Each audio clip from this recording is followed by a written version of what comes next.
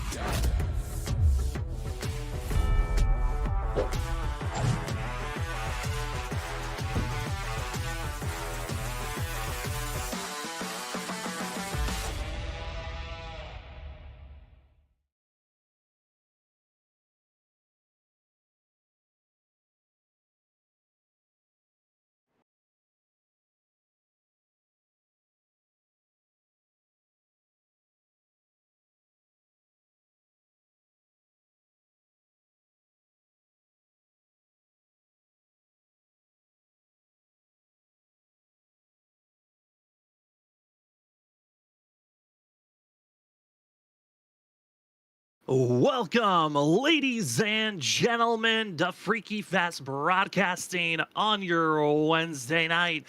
Tonight, it's the WSSR Cup Series Season 9, race number 3, and it's at the paperclip to see if the drivers can handle some short track racing here at Martinsville for the Martinsville 200. Coming off of a tough race at Legacy, Texas last week. We got to see Vincent Sora grab his first win of the season after returning. He's ready to try to carry that momentum, but there's a lot of other fast drivers hoping for a quick race and for themselves to possibly be in victory lane. But the ultimate talking point, survival. And we cannot wait to talk about how these drivers are going to be trying to survive tonight's tough race. 200 laps here tonight. And we are going to be giving you the journey here on Freaky Fast Broadcasting. My name is Sam Dyer. Joining me up in the booth, we missed you last week, Justin, but we're happy you're back. We have Justin Malarkey with us. Justin, you missed a crazy one at Legacy, Texas, but I think you came back for probably the craziest race of the season. Oh, the old paperclip Martinsville little short track racing tonight. Short temper, Sam. These drivers maybe going to be all over one another. Like you said, we're going to have a huge field, which means where are these cars going to go on this little track? It's going to be great to watch. Currently, 40 drivers have registered, and it looks like we might not be hitting our 43 drivers for 3 weeks in a row, but still, 40 drivers is a monster amount of drivers to be on this little bit over a half-a-mile course. And it's going to be a lot for these drivers to handle, but we've been seeing a lot of sneaky speed overall. So you got 4 minutes and 45 seconds left in practice. But want to do, again, give a little refresher if you did not get to see last week's race. Last week at Legacy, Texas, Vincent Sora taking the win over 11 cautions, 2 overtime attempts. And a driver that got the pole last week was Gavin Rogers. And Gavin Rogers looks to be a threat maybe here tonight as well, as he's currently second on the board in practice. Fastest driver currently is John Forbes Jr. in the 11 machine. But we've had 2 races, 2 different winners. Justin, I think tonight there is a high chance we could have 3 races and 3 different winners. Oh, it really could happen tonight. If we expect the amount of cautions to happen, it could be down to survival. Might not be so much about the speed. But speaking of speed, I think it will be really important if you can go out there, lay down some really fast qualifying laps and be in that top 5, maybe avoid some of that middle pack or back in the last few spots. All those accidents, avoid those wrecks, get through this race. You got to be there at the end to definitely have a chance. But track position will matter, but you don't want that late race spin. It certainly will matter. I think that's one of the things I was talking with the drivers throughout this week of what is the biggest importance that you're looking for. And everyone said qualifying, getting the track position early, getting up front is going to be the most crucial part of this race. And I mean, Justin, you've ran at Martinsville for yourself, being a driver in past leagues. What is it like to try to tackle a track such as this? For me personally, I always struggled at Martinsville with the fact of people getting in the corner a couple feet later than you and kind of not so much dive bombing you. Like they're behind you on the straightaway and then they just get in the corner and they turn left underneath you and you just don't have time to react. It's not like you see where people maybe get alongside the door and then get in there and try and outbrake. It's almost like they're behind you and then they get in that late braking and it kind of just gets you caught off guard and then cut down on them. Before you know it, there might be an accident. And that's what we're probably going to see tonight with some of these accidents. A lot of drivers excited again for tonight's race. You're seeing a little bit of practice racing of what it would be like if these drivers could stay green for a long period of time, as Edward Sherwood Jr. puts pressure on John Forbes at 11. Terry Labonte throwback Cadillac machine is one of the fastest drivers here on track. Fastest right now, ran a 19.058. Everyone else on track has been a 19.2 or slower. Might have been a little bit of assistance for the 11 to get that fast time, but looking at the rest of the field, from second all the way down to around 18, just a difference of 1/10. It is going to be very close racing here tonight. And I think that's also attributing to the factor of why we think we're expecting a lot of cautions. I mean, Justin, the field and the admins have talked about tonight could be a historic night. Previous most cautions ever thrown in a WSSR Cup Series was last season at Kevin Harvick's Kern County with 22 cautions. A lot of drivers have been saying 25 to 30 cautions here tonight could be the window we're looking out for. If they have that in their mind, I mean, that could be happening. They're going to know definitely better than us what to expect out there.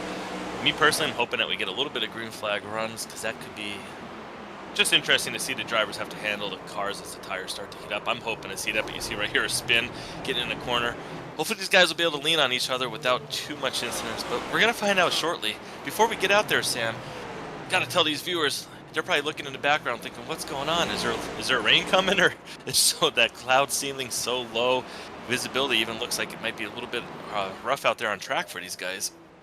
Yeah, they are dealing with a lot of fog here tonight. Humidity is almost at 100% for these drivers, and it's going to become a night race, so the humidity and cloud coverage should kind of disappear because of the way iRacing's visibility works with having fog to nighttime. The kind of the way that the lighting systems kind of don't work with one another as well, so we might be seeing the nighttime conditions help out with visibility. But for the drivers here during practice, a lot of them weren't expecting this much humidity and cloud coverage, but it certainly is a pretty picture for some of the drivers out there on track, if any of them are trying to get pictures before their cars get a little bit too damaged to get a pretty shot of their vehicles.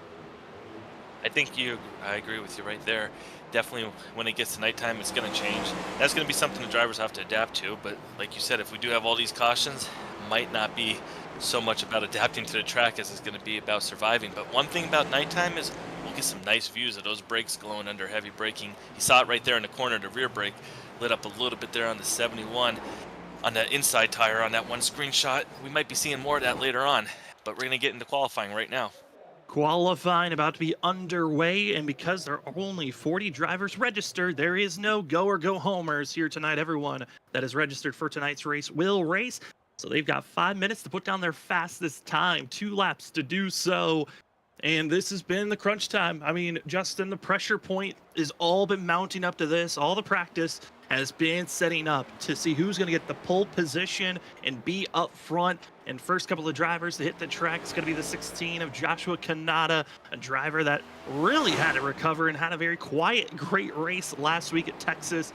Found some wicked good speed late in the race last week. And here tonight, Joshua Kanata, a driver that's kind of going with the mentality of let's just survive and see where we lie at the end of the night. Try to avoid as many wrecks as possible. But lap number 1 for the 16 machine across the line, going to be a 19.568. Heard a couple of drivers say a 19.1 to a 19.2 could be the window you're looking for if you're going to get the pole time. You mentioned 19.2, and you already see it right there with the qualifying times up there to 75. Gavin Rogers 19.231, and Edward Shearer Jr. right behind him with the 19.295. So these drivers are already getting down there, getting their laps down. As right now we're seeing Christopher Fail out there, but that's a 20.642 to first lap. Not what he wants there, Sam. Not at all. Christopher Fail missing out on last week's race, did not show up, and was knocked out of qualifying back in the first race. So this is going to be his first real attempt and showing here for this season for the 89 machine.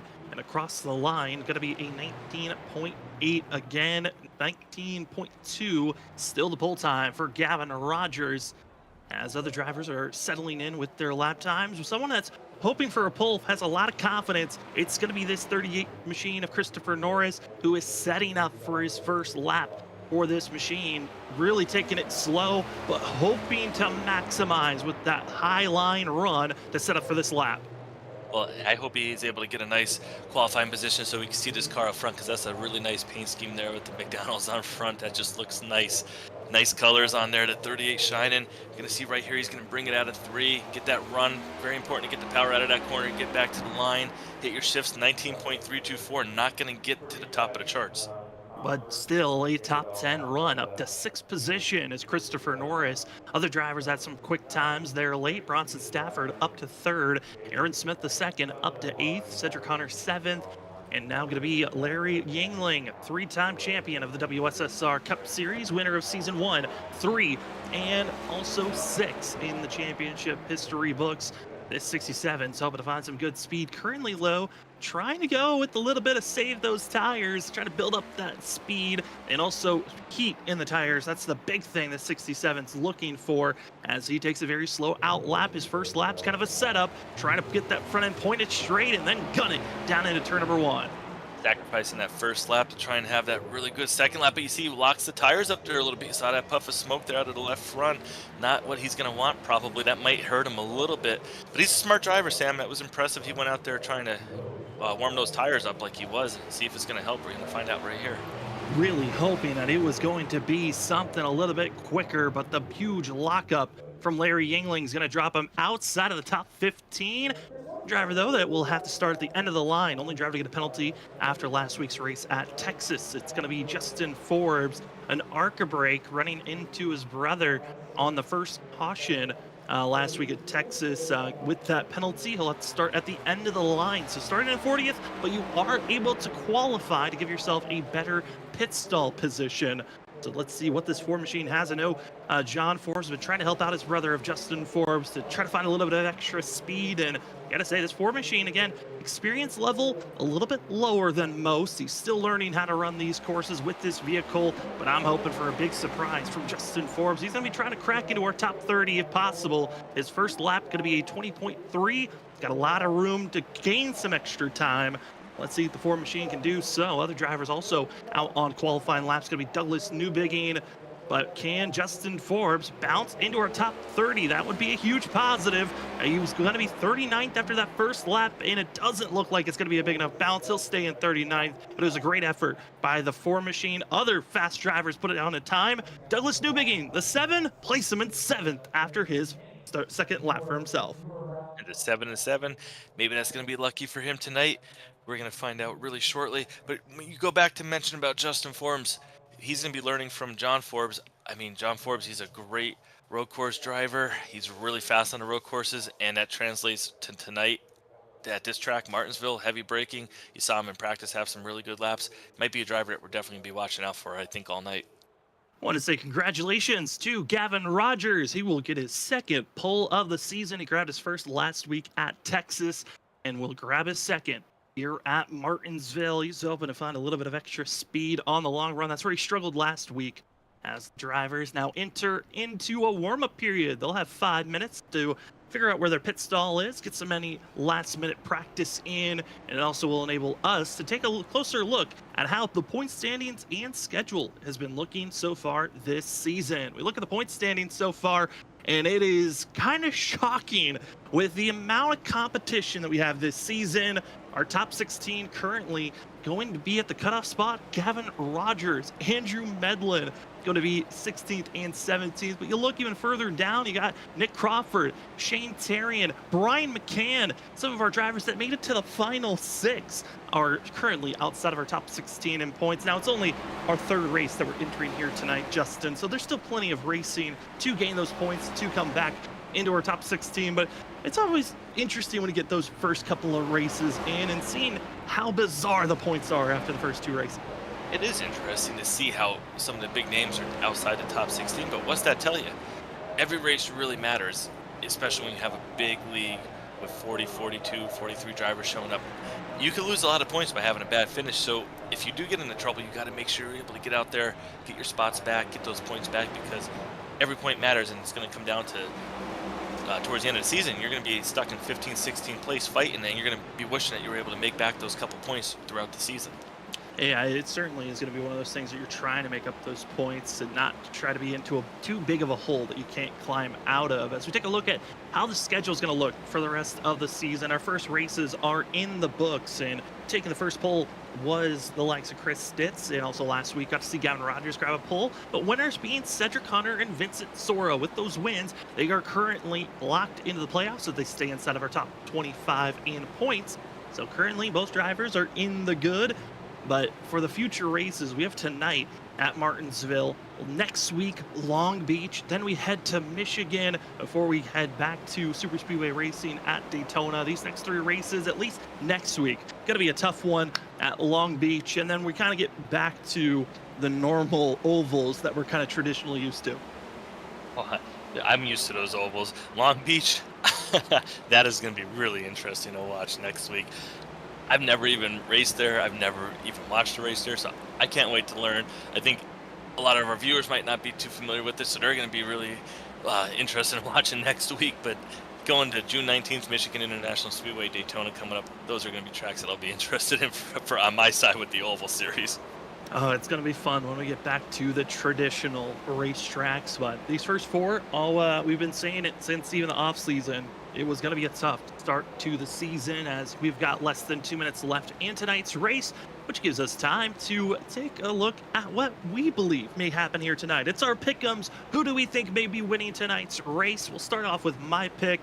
I'm going with a driver. Now, we made these picks before qualifying, but I picked the pole sitter, Gavin Rogers. I've seen this driver be fast here at Martinsville in the past and other leagues that we've covered. And I think the 75 just has that sneaky speed to get up front and stay up front. I think he might be my main driver to watch out for from that next level motorsports team. But Justin, who do you think may be your pick to win here tonight?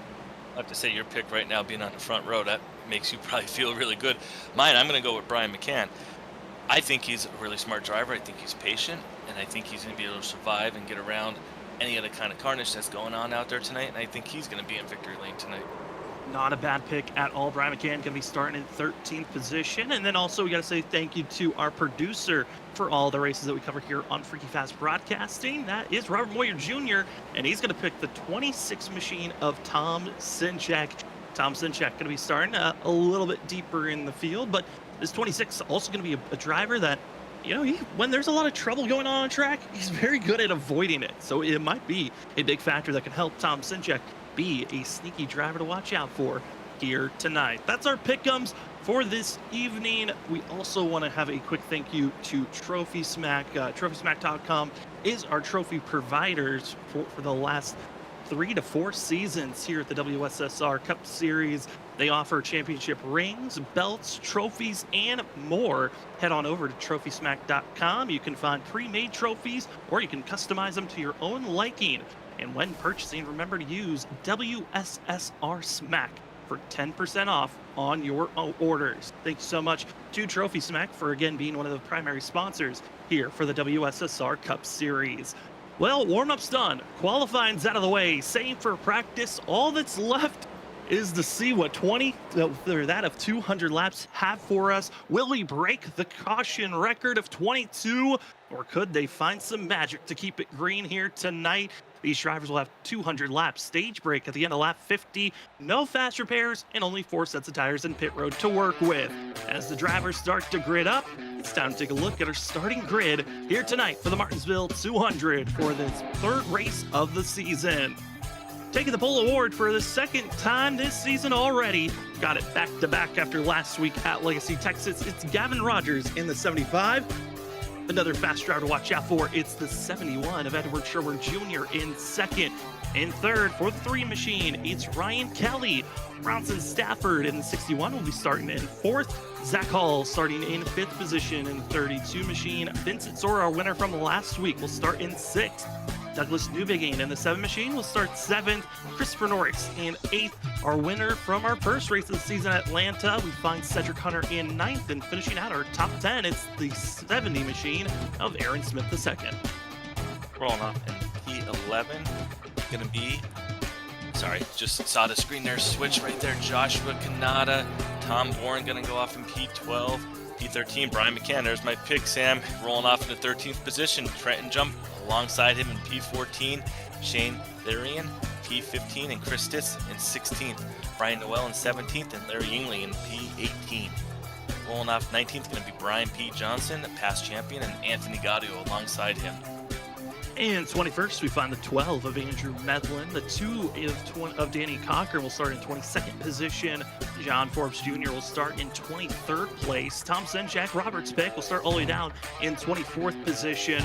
Jared Hughes, going to be Gavin Rogers' teammate, will start deep in 25th place. Nick Crawford all the way down in 26th position from 74. Christopher Way down in 27th. Colonel Pooler in the 58 will start in 28th, with Justin Hendry in 29th for the 85. And finishing out our top 30, it's the 01 of Matthew Rodriguez. 31st, Matt Meir, and 32nd, Cody Reed. P33, Brad Delph and Ryan Ferraro, and 35th, Ken Campbell. Christopher Fail, who we saw before in qualifying, going B36th. Dakota Monez, 37th, and 38th, Mike Tellier. Ollie Fonseca in 39th, and Justin Forbes in P40th. And that will be your 40 drivers racing here tonight, as the field will have 2 pace laps to settle in and get ready for tonight's race. Again, Justin Forbes starting at the end of the line because of his ARCA brake penalty from last week. Ollie Fonseca going to be back out on track for the 24. He had his 1 race suspension last week. He missed out on Legacy, Texas, and for Ollie Fonseca, with all the penalties that he grabbed, that 24 is going to be on a very short leash. If he finds himself causing an incident, he could be at a risk of being suspended for a second race. So the 24 has to be keeping it neat and tidy for himself, and that is this tonight going to be a tough track to do so. But for the rest of the field, 40 drivers try to enter this course, and right when in the front of the field hits turn 1, the back of the field, even though they're stacked 2 by 2, is exiting the last corner they were just in. There are a lot of drivers out there on track. One mistake could be catastrophic, and everyone knows this race could go wrong just on lap 1.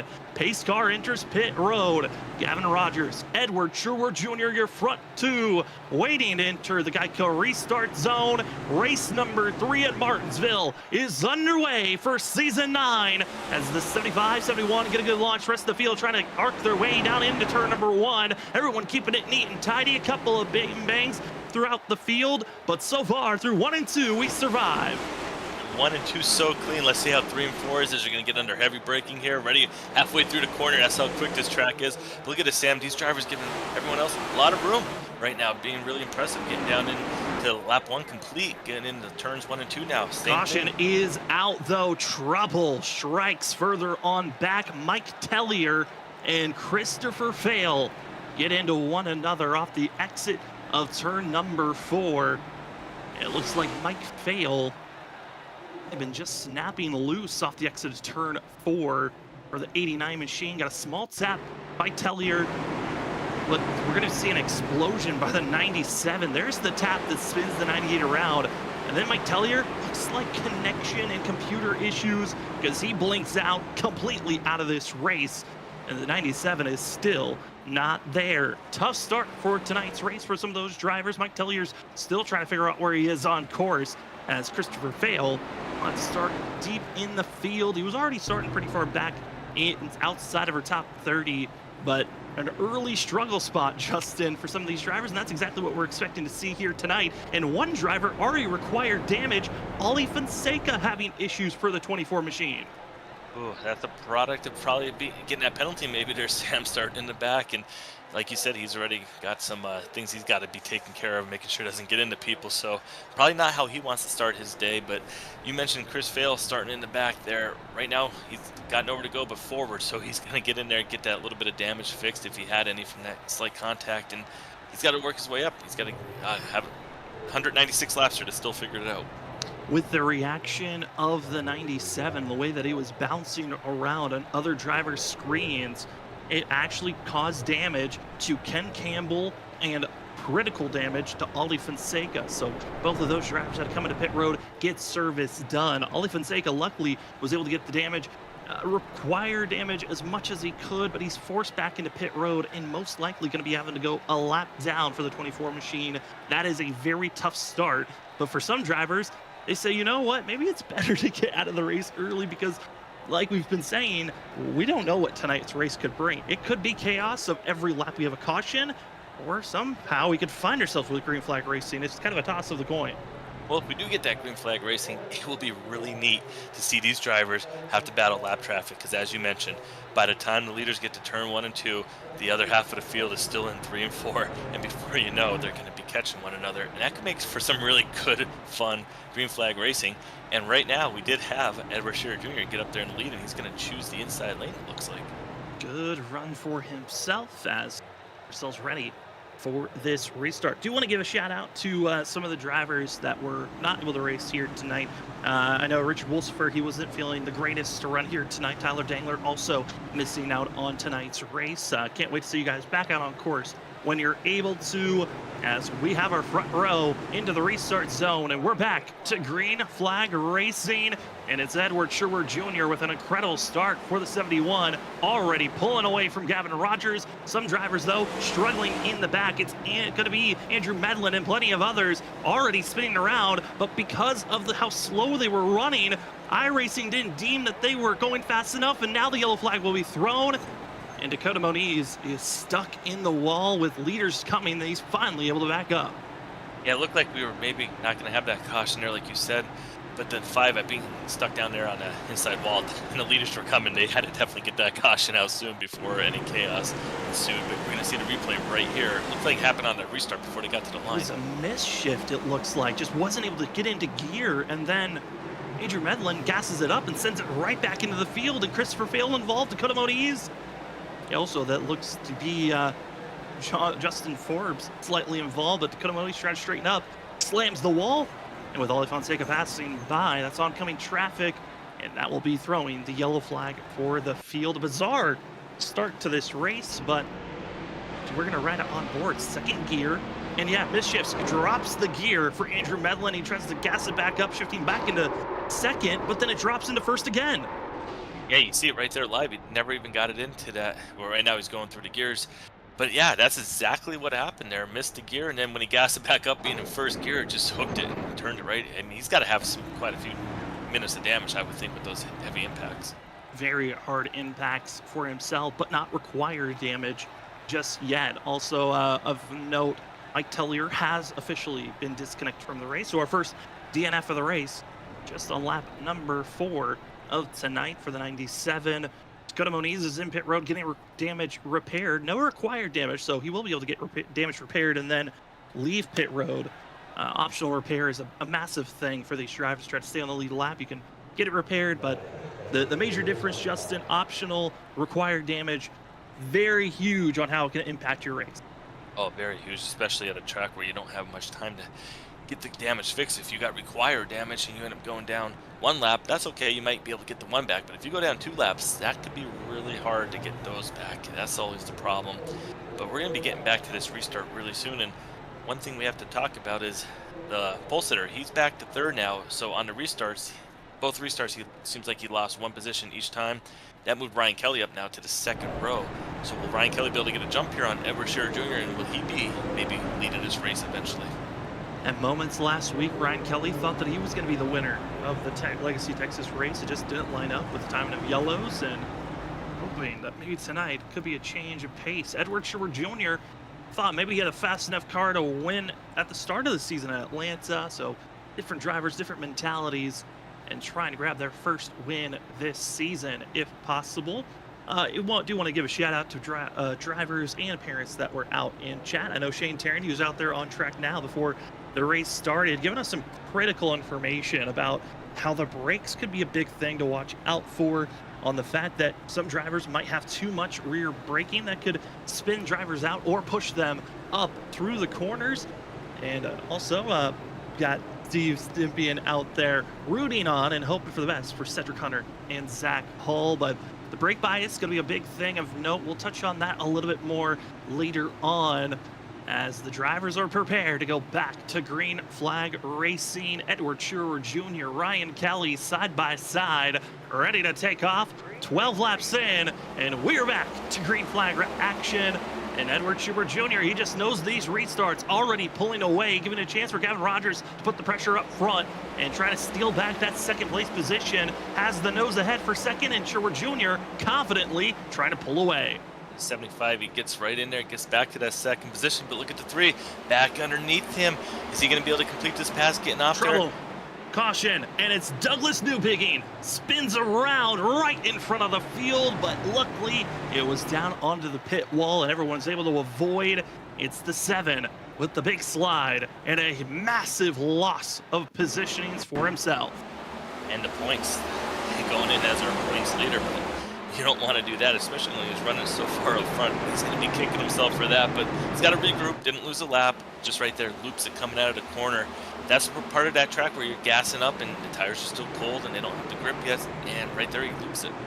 I mean, you say luckily he didn't go a lap down, but this is a critical spin. I mean, he goes from 4th all the way down to outside of our top 35. He's all the way down in 36th, 37th position as he enters pit road. It's a 35-point loss of points right there. Not how he probably wanted to envision starting this race, and especially when it was a self-inflicted wound. But he's a fast driver. He could definitely get back up there, but it will be hard, Sam. It will be really hard. We will be watching, but it will be hard to pass, especially with this race not looking like we're going to have a lot of green flag runs to it. As we see the 32 machine is Zach Hull running a new scheme here tonight. It's the ZH machine for Zach Hull, and the pink and purple and orange machine, the creamsicle colors. You know, for some drivers, always loving to bring out the new colors for themselves. I know for the field, they've got a couple of special scheme nights that are going to be coming out throughout the season. And already drivers trying to swap it up on us and trying to trick things. As a commentator, it's always difficult when drivers are changing up their colors every single week of a season. Every single week, but even worse when they change the numbers. That's what throws me off. It took me all season last year to memorize their numbers, then I come out maybe 1 or 2 had some different numbers and I'm about to call them by their wrong name. But all these paint schemes look great on these next-gen cars. I think the next-gen car really shows off some of the nice paint schemes. Just seems like it has that wide, squared-up body. We're able to get some neat schemes on there, some lettering on the front, numbers being up front. Allows you to get a little bit more sponsor on the side. It's neat to see what these drivers do on the trading paints. It certainly is. Of note, drivers that have been moving forward. Not a lot of huge movements of drivers taking a lot of positions. There's been a bigger change of 20th on back on drivers moving forward or falling backwards. But currently, drivers that are inside of our top 20, Danny Cochran's up 3 spots. He's in 19th position. And up 2 positions is Tom Bourne, Brian McCann, Aaron Smith II, and Christopher Norris. Drivers are waiting for the 1 to go indicator by the pace car. Once it passes the line and those lights click off, drivers are notified. They've got 1 lap before we go green, and they just clicked off. So everyone's stacking 2 by 2. Just in early cautions, a lot of cautions already just in our first 18 laps. Talking about tires, this is going to be a tough start for them. Oh, so there's 5 sets of tires. Don't think anyone's going to be using up all 5 sets. I don't think these drivers want to give up any track position. How about fuel strategy, though? We heard some guys maybe saying in the practice, you thought maybe some guys might not even consider pitting at all because they don't want to give up that track position. Can they do it on fuel? If they got enough cautions, they'll be able to do so. As the base car's off, we're into the restart zone, and we're green. Edward Schur Jr. backing off, kind of playing a little bit of games with the drivers behind, as going to be pulling away. He's the 71. Some late diving moves. Going to be the inside row. Christopher Norris trying to get by the 61. Bronson Stafford. Stafford stuck on that outer groove, as everyone's been saying. That outside lane really doesn't exist. The 61's trying to find an opening, not to go down the conveyor belt, as more drivers finding some issues further on the back. But fastest lap, first driver to finally hit a 19-second lap time, and it's Gavin Rogers trying to run down Edward Sherwood Jr. as we hop on board with Bronson Stafford to get a sense of what it's like trying to run the outside groove. You get a perfect sense here, and you can hear right when the guys are shifting. You saw him shift right before that finish line, already right there before he hit the concrete patch, back down to third gear. And listen right here, halfway down the straightaway, you're gonna hear it get into fourth, and boom, right back down to third gear right there. That's how quick you're doing that 2 times each straightaway, and we got a caution soon. Trouble strikes, and it looks to be the 17 machine of Chris Stitz. Spins out for himself. It looks to be another self spin, as he was challenging for the likes of 16th and 17th position. But we'll take another look at what brought out this yellow between these drivers. This was the middle of the pack where a lot of drivers were on top of one another, as we're going to be running on board and seeing what's going on in front of the 17. It's going to be Brian P. Johnson, Chris Stitz. They're seeing some 3-wide action in front of them. Stitz breaks loose in, body slams in the 28.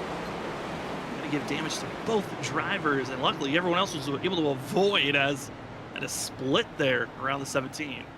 I would have guessed that was probably being in third gear there, coming out of the corner, getting too much throttle, a wheel spin, and then overcorrection. You might see that happen quite often with the drivers getting into that third gear, coming out of the corner, and then trying to launch down into fourth gear. That's what I'm thinking, maybe.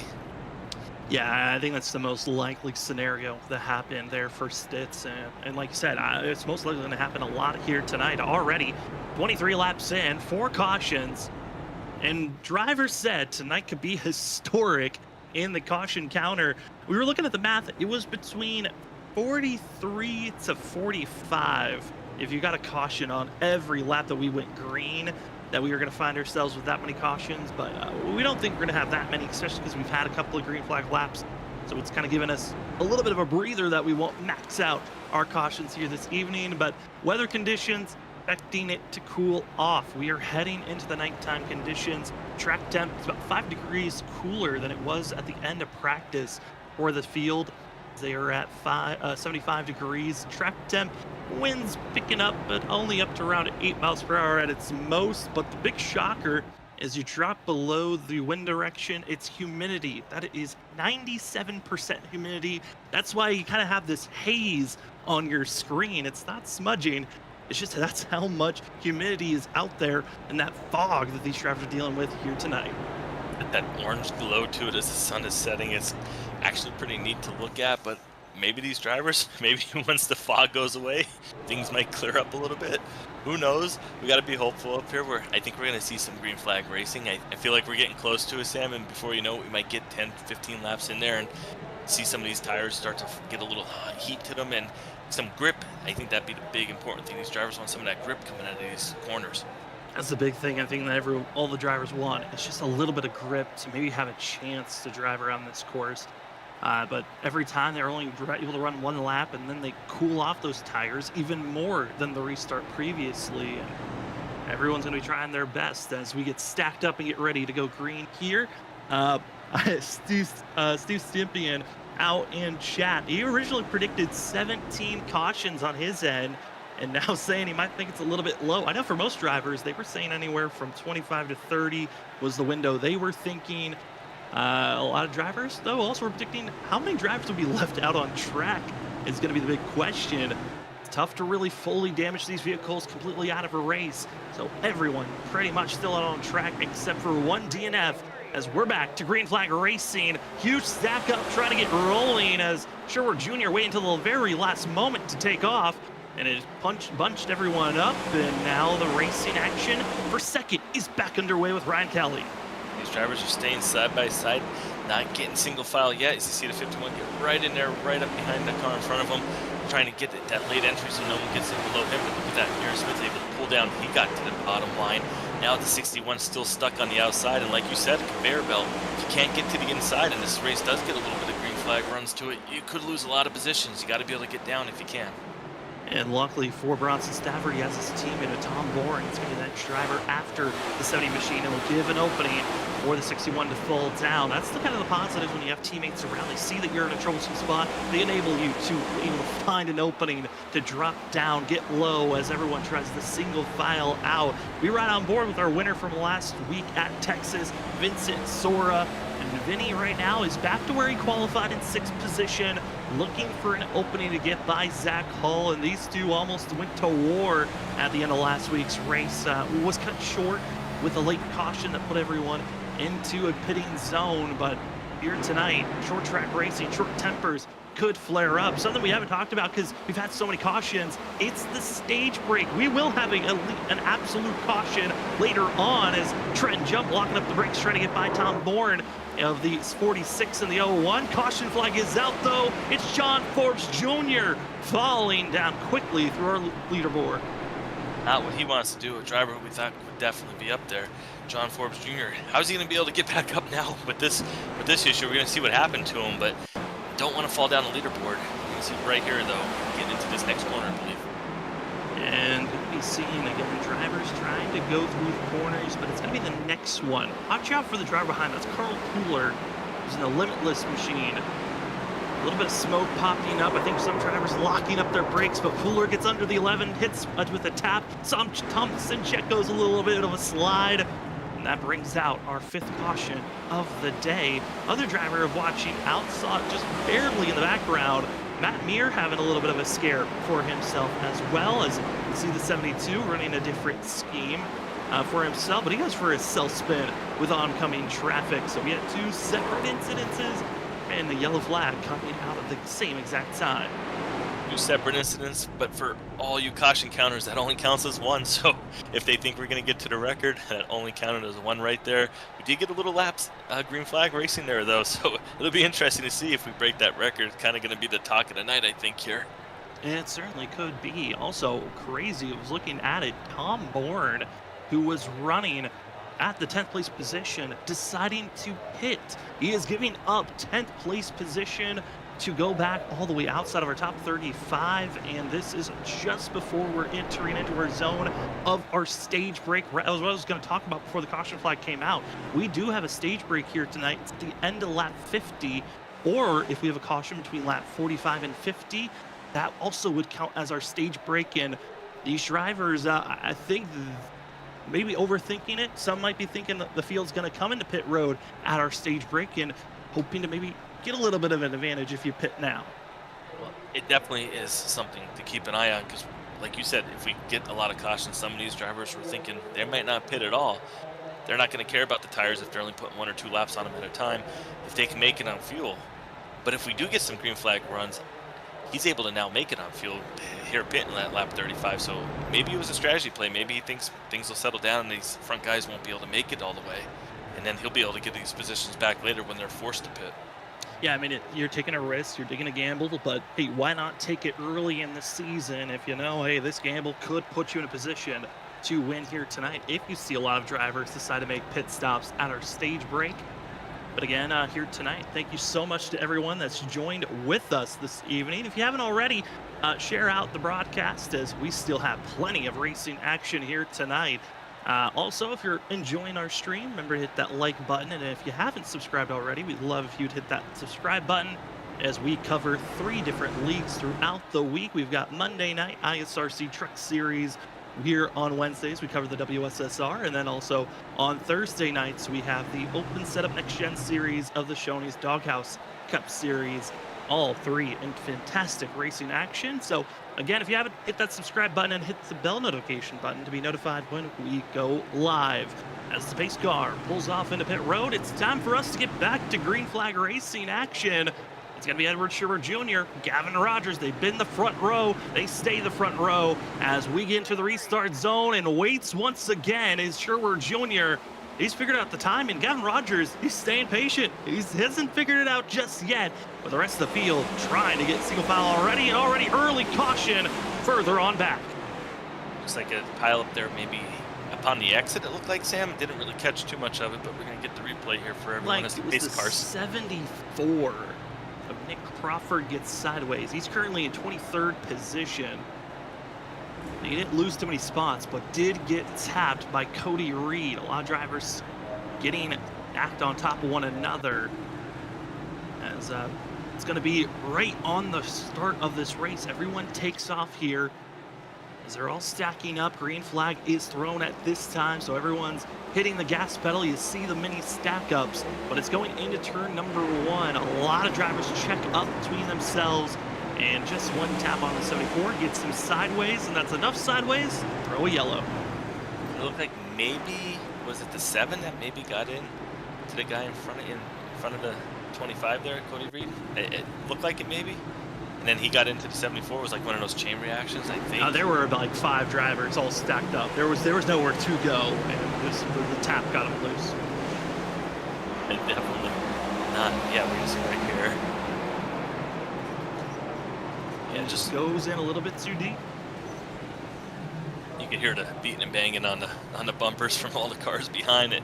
Like you said, hard to damage these cars though, so these cars can definitely take some abuse, but I don't know, don't want to keep pushing too much on that front end, and then before you know it, maybe get an engine blowing up.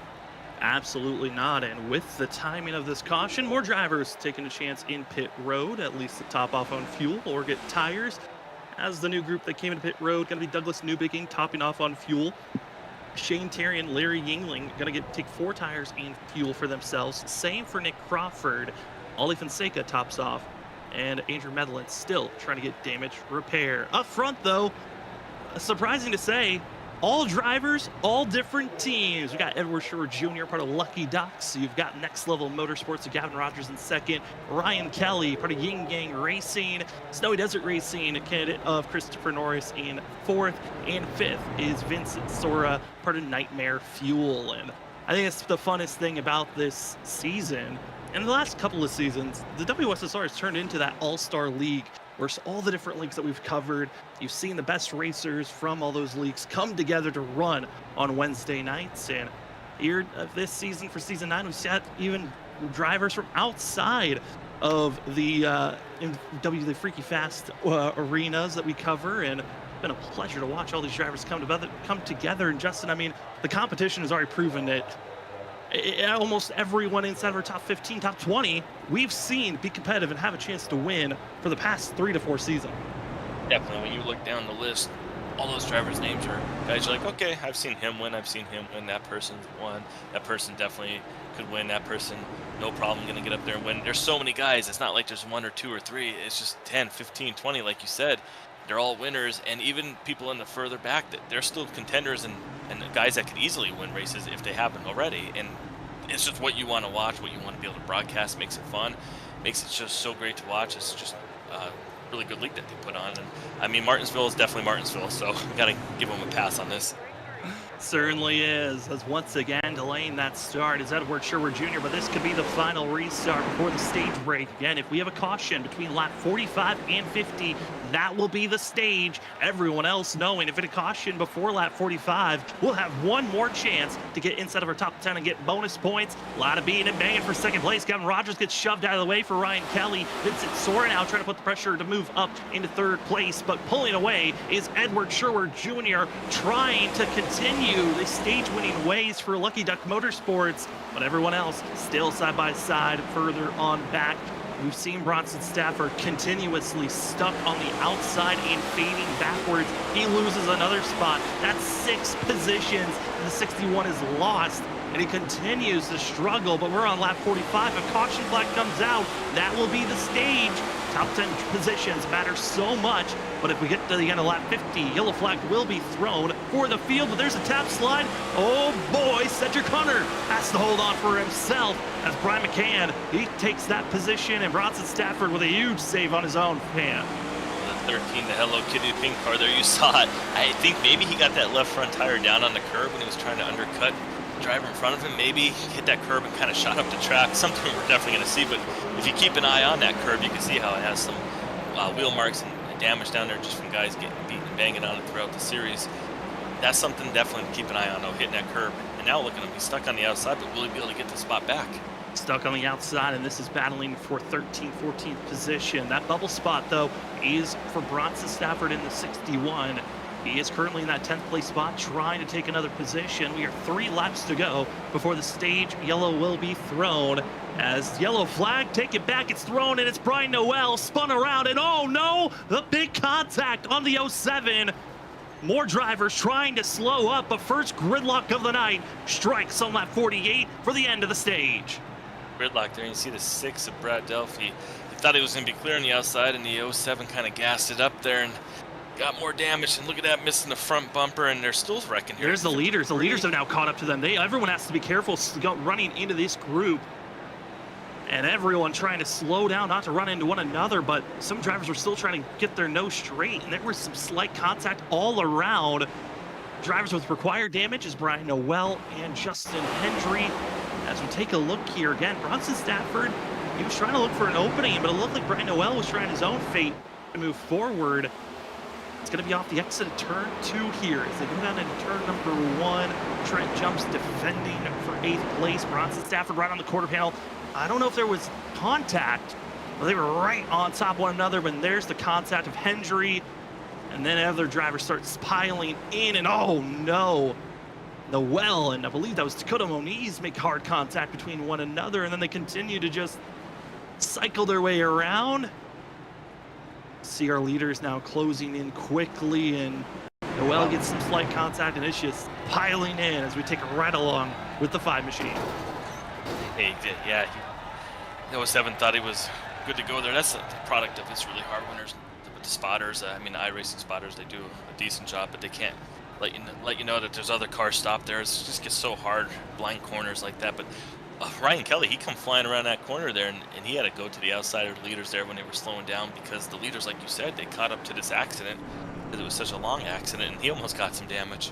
Yeah, and with the time of the yellow, that will be our stage for the field. It's Edward Sherwood Jr. that will be our stage winner. We'll wait until the next caution to talk to Edward, as I believe pit stops are underway, so we're going to be going green here in just a few laps.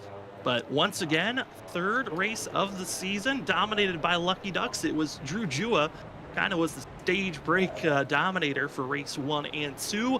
Edward Sherwood Jr. now going to be taking the stage win for race number 3 here tonight. And I mean, got to say, Justin, having the stage wins, those bonus points are so crucial to have to move on into the playoffs if you don't get the win this season.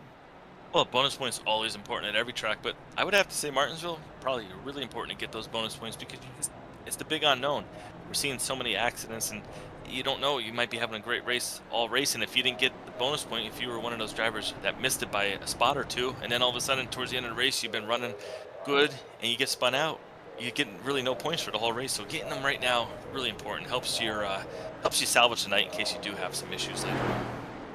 And over the look like more drivers calling it a night. Joining with Mike Tellier, going to be Ryan Ferraro. Still with required damage in pit road is Brian Noel and Justin Hendry, getting more damage repairs sitting in pit road. We're left with only 34 drivers on the lead lap. Andrew Medlin and Christopher Wade, teammates of Storm Motorsports, are fighting to get the lucky dog spot if we have another caution. Well, stage racing is done. It's now all about the win as we enter the restart zone. Edward Sherwood Jr., Ryan Kelly trying to get the timing, but it's going to be Vincent Sora. 3rd place position has been the key to move forward, and the 51 trying to move up to 2nd place and go back-to-back potentially here this season. As we're seeing drivers all still trying to make their way forward. You got Trenton Jump, who's been looking decently quick on his moves forward, up 7 spots, is the 46. We've also seen the 38 of Christopher Norris look fast, but Zach Hall stuck on the outside, Ryan Kelly as well. They've got to find an opening. Definitely. We've mentioned it all night. It looks like the 32 might have a chance to maybe get in front of the 38 there, but not able to do it. Gets in the corner too hot now. Almost getting 3 wide there, but luckily that did not happen, Sam. But he's still fighting. Maybe right here he's able to slow down and then pull in behind the 8 of Brian McCann. But no, we have a caution, so it's not going to matter. And it's going to be Matt Meir in the 72, spun around off the exit at turn 4. Looks like to be a small tap between maybe Tom Senchak and Matt Meir for this wreck, as you'll see that Red Bull 72 26 machine. Right off the exit of turn 4, right on top of one another, just right on the quarter panel, wrong time, and we'll loop that mirror around. Wrong time, just difference of drivers right there gassing up at a different time. 72 maybe not gassing up exactly when the guy behind him thought it was going to happen for the 26, but right there he just loops it, and looks like he kept it off the wall for the most part too. Yeah, I mean, a good little spin, kept it off the wall, and I think he'll enjoy that. As with the timing of this caution, with how quick and easy it was to take a look at that replay, it gives us time to try to talk to our stage winner, who won the stage on our last yellow. We'll see if we can talk to Edward Sherwood Jr. in the 71 for himself. Edward, it's Sam and Justin up in the booth. Congratulations on winning the stage under the last caution. How are you feeling? Because it looks like you are in a very comfortable position up front. Yeah, it's definitely big getting, up here in the front row. That was a great qualifying effort, so we were good to go out on that beginning stage, and I'm really happy to get that stage win there because I definitely can use the points after the week we had last week, so it's definitely a good start. But we're definitely really fast. I think we can definitely contend for the win, but fuel's going to be a little bit on the back mind here, so we're trying to figure out a little bit. I agree with you. You're definitely fast up there, and you got these restarts down past, so keep doing what you need to do out there, and hopefully we'll be talking to you shortly here. It's going to be a long race from what it seems like. Yeah, thanks, boys. Enjoy it. That's going to be Edward Sherwood Jr. in the 71, continuing with the Lucky Duck Motorsports winning ways at the stage. As we are waiting for the one to go marker. I mean, Justin, you didn't see those first 50 laps. I know we've had a lot of cautions, but anything surprising you so far with these vehicles and these very short runs we've had? Well, the lack of grip definitely is surprising. I mean, I think a lot of people watch Martinsville on TV maybe, and they say, those guys, it seems like they can't wreck in those cars, and they just are, they're so squared up that the bodies just, they take the abuse. But in here, it seems like the way the track is set up with the iRacing updates and iRacing grip model, it just seems like there's just not much grip in these next-gen cars at Martinsville, and it makes it just really challenging. I mean, we see these guys get a couple laps, green flag run, and maybe we're going to get that eventually. But right now, it's just really hard to get that power down in third gear. Of note of drivers, we've had a lot of drivers decide to come into pit road during our stage break or coming close to the stage break. As you get to see Andrew Medlin, he's sitting in pit road, just getting repairs done, getting a little bit of gas and fuel. He has been struggling here tonight after the early collisions between himself and Mike Tellier. 12 machine should be getting the lucky dog spot and back onto the lead lap.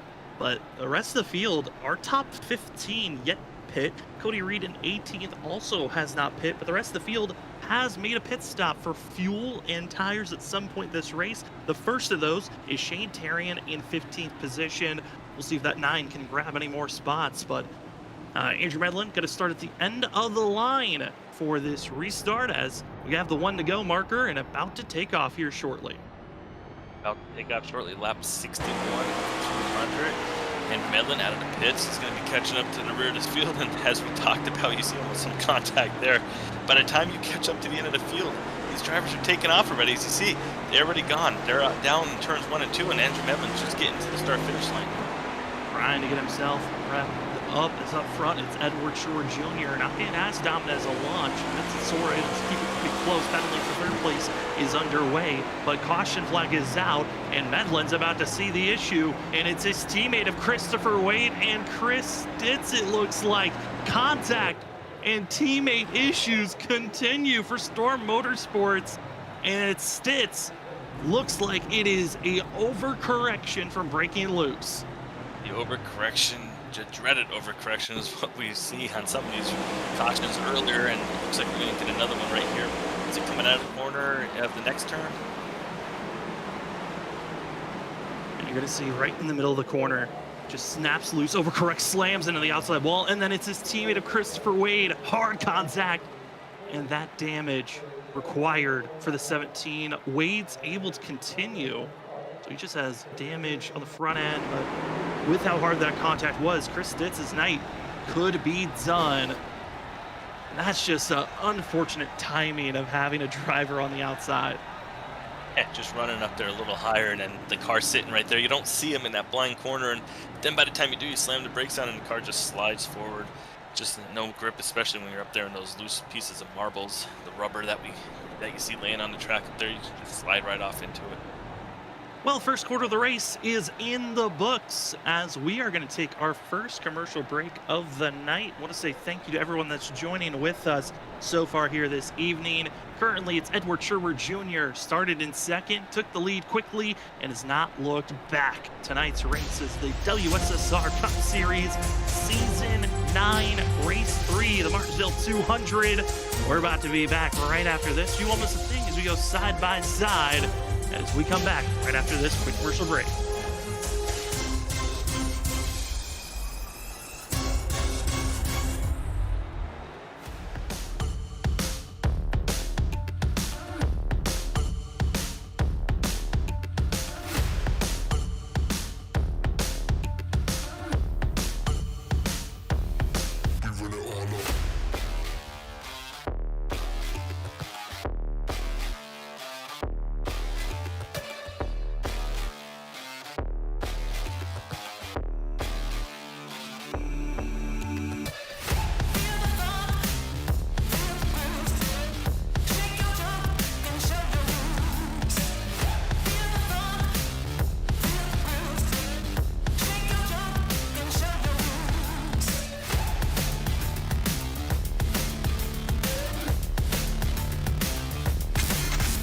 They're 5 wide behind for fifth. Oh my, they're 5 wide here. This ain't gonna work. They make it last. Bumping and banging to the end. They're beating banging for the lead. Sora still with the shot here. Coming off a 4. That's it. It's bottom line. Here it comes. Oh, no, the corner gets wrecked. It's going to be that Nick Crumford. The 74 gets through somehow, and they just completely demolish one another. Trinity driving down low, drifting up, trying to be the stealer. Here he comes. Cedric Hunter. He does it. He steals it. But he somehow drove it into the corner to wreck it. Oh, they wrecked! They wrecked each other! The top two bounced into one another, just too much of side drifting off of, and they gotta be careful. Oh no, the 4 demolishes into 28.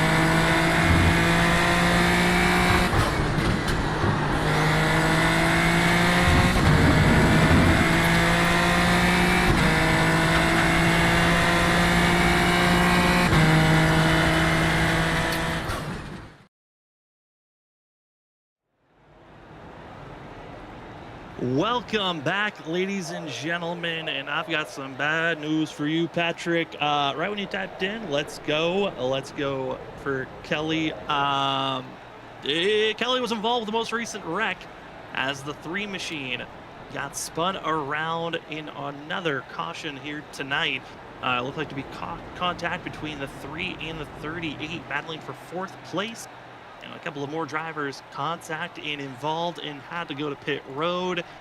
No drivers though with required damage, but loss of heavy positions for the 3 machine, who now is all the way back in 32nd position. The field's getting ready to go, 2-1 to go here, but I want to say thank you to everyone that's joined with us so far. My name is Sam Dyer. Joining me up in the booth for commentary is Justin Malarkey, and running productions is Robert Moyer Jr. And Justin, that commercial break giving us a little bit of a breather for us up at the booth, but for the drivers, another caution in the books. Tough break for them, but still leading is Edward Sherwood Jr. A tough break for them. Like you said, 71, 75, though, they've been able to maintain their spots on the front row. But Ryan Kelly, he was a driver who was up on that front row, and now not going to be up there. He's going to have to fight his way back. Going to be really hard for him, but we know he's a great driver, so don't rule him out. Absolutely not, and we've seen drivers that had made pit stops already moving forward. Shane Terrian is up to 12th place with the freshest of tires of anyone out on track inside of our top 20. Green flag is out. Edward Sherwood Jr. with a great launch. A little bit of a blink for Vincent Sora as he'll get low on the 75. And Gavin Rogers fighting with a 2nd place position and trying to stay attached to Edward Sherwood Jr. Rest of the field in the middle of the pack. You can see where Carl Pooler, Anthony Gaudio, they're challenging between one another, but it's the 9 machine and the green and black. That's Shane Terrian, 4 fresh tires, and that pit stop was 38 laps ago, but you got to say, big kudos on the fact that he's inside of our top 15 with even making a pit stop. He's worked very hard to take all these positions away. Worked very hard to get that, and like you said, very impressive. Getting those 4 tires and able to come up through the field. Hey, if we have a couple laps here. I don't want to jinx this, Sam, but you don't know. Those tires might come into play later on if you can get up there in those top couple rows. Absolutely not. Staying green is the biggest factor that could change this race dramatically for the drivers up front and in the middle of the field, enabling some of these drivers to really march their way through. Our top 2 trying to pull away from the battling for 3rd place, as the fastest driver on track is Vincent Sora with that fastest time. He's in 2nd place, running down our leader, but the challenge for 3rd is Christopher Norris getting by Gavin Rogers. Trenton Jump's been on a fabulous run for the 46. He's still the quarter panel of Rogers, but Rogers puts the block on, and the 75 defends and holds, but trouble further on back, and it's Andrew Medlin spun around for the 12 machine. 12 machine with the 2nd incident of the night. Not going to be ideal for him. Any track position he made up from that 1st incident, now he's going to have to redo it a 2nd time here. We'll find out what happened here on the replay, but not what he wanted to see. 33rd position of Andrew Medlin, and it's just going to be an easy just driving in too deep situation and losing the rear end as he drives difficultly hard down into turn number 3 on the outside, loses grip, and away the 12 goes. That's a hard contact for Medlin there. Yeah, that really was really hard. It impacted. Not sure if he was playing around with the brake bias, maybe got super aggressive. It just seemed like the car never slowed down, and it kept going straight, like maybe had a ton of rear brake in it. Maybe even missed the braking point there. It seemed like he got in really high and heavy. And with that contact, again, the thought of who may come into pit road. Looks like Ken Campbell is going to be one of the first drivers enter pit road. He has not made a stop here tonight, as he was up inside of our top 18. Going to be allowing some other drivers to maybe follow in suit that are outside of our top 30 with this pit stop. We've also lost another driver here tonight, Justin Hendry in the 85. Wasn't able to watch him run very much here this evening, but the 85 is now out of this race. Chris Stitz is still trying to get repairs done, but Ryan Ferraro and Mike Tellier officially have called it a night for themselves, as Edward Sherwood Jr. in 1st, 2nd Vincent Sora. But both of those drivers, they were pulling away from the rest of the field on that green flag run. And honestly, Vincent Sora was looking like the faster driver there as we were inching closer and closer to that battle. That's something that Ed's definitely going to want to make sure he keeps that driver behind him. Doesn't want to give him a chance to restart this race and control it, because passing him might be hard. So the 71, he's going to have to keep hammering all these restarts tonight, get that gap and then maybe by the time Vincent Sora gets to him, maybe if that caution comes out 5-10 laps like it's been, he doesn't get a chance to get around him, and that's how he's going to have to try and win this race. Because we know right now the 71 has been king of these restarts all night long. And trying to find the timing of this restart. It really seems like we've been seeing Edward Sherwood Jr. on the timing. It's usually been the final quarter of the restart zone that we've been seeing the 71 take off. We've been trying to really deke these drives. I'm curious if Edward Sherwood Jr. is going to change up this launch. If he's going to decide to, take off maybe a little bit sooner, because the last 6 restarts have been pretty similar in the area that he's taken off at. I think definitely going to have multiple times still with cautions to watch and see if he does change it up, and maybe he's trying to get these guys thinking that he's going to go in the same spot all the time, and then towards the end of the race he's going to switch it all up on him and try and get a huge jump so he doesn't have to worry about any kind of late dive bombs towards the end of this race. Definitely a smart driver. We'll be watching everything he does, but look at some of these cars down in the pit stops. They're going to have to make sure they get out here without speeding and get caught up to this field before this pace car gets to them. You also saw there bouncing in pit road was the 24 of Ali Fonseca. Drivers have been talking about as iRacing had a massive overload and change up for the truck series. All vehicles got a new damage model, and a huge kind of issue and glitch, I think, currently for the damage model. A lot of drivers getting underneath damage on their diffusers just by running on the racetrack and running the race line. So drivers, I think everyone in the field has some type of damage that they're dealing with. Curious on how that may influence this race as we progress forward. As the green flag is out, Sherwood Jr. not as dominant as a push, and it enables the 51 to be on that outside quarter panel. Vincent Sora trying to make a move, but Christopher Norris stays close. Norris putting the pressure on Sora. The 38, 1 second place badly. He'll stay side by side. The 71 of Sherwood Jr. pulls away. Norris, Sora battling down into turn number 1.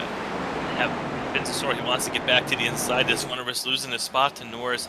Doesn't want to give up that front row starting position if we get another caution. But Norris right now, he has that position on the inside, getting right in there.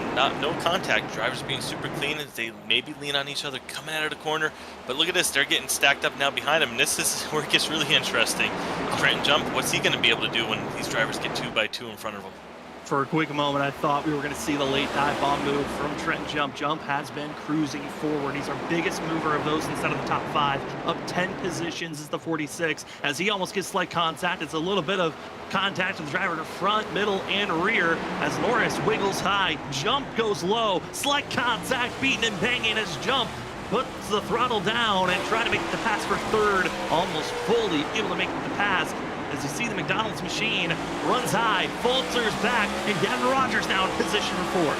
You can really see these cars, how violent they are when they get onto the throttle. They just kind of shake the car violently coming out of the corner, showing how hard it is to get the rear tires hooked up. But Trenton Jump, he's got it hooked up. It looks like we have a caution out on the track. Yellow flag, and it looks to be a simple spin by the 2 machine of Danny Cochran.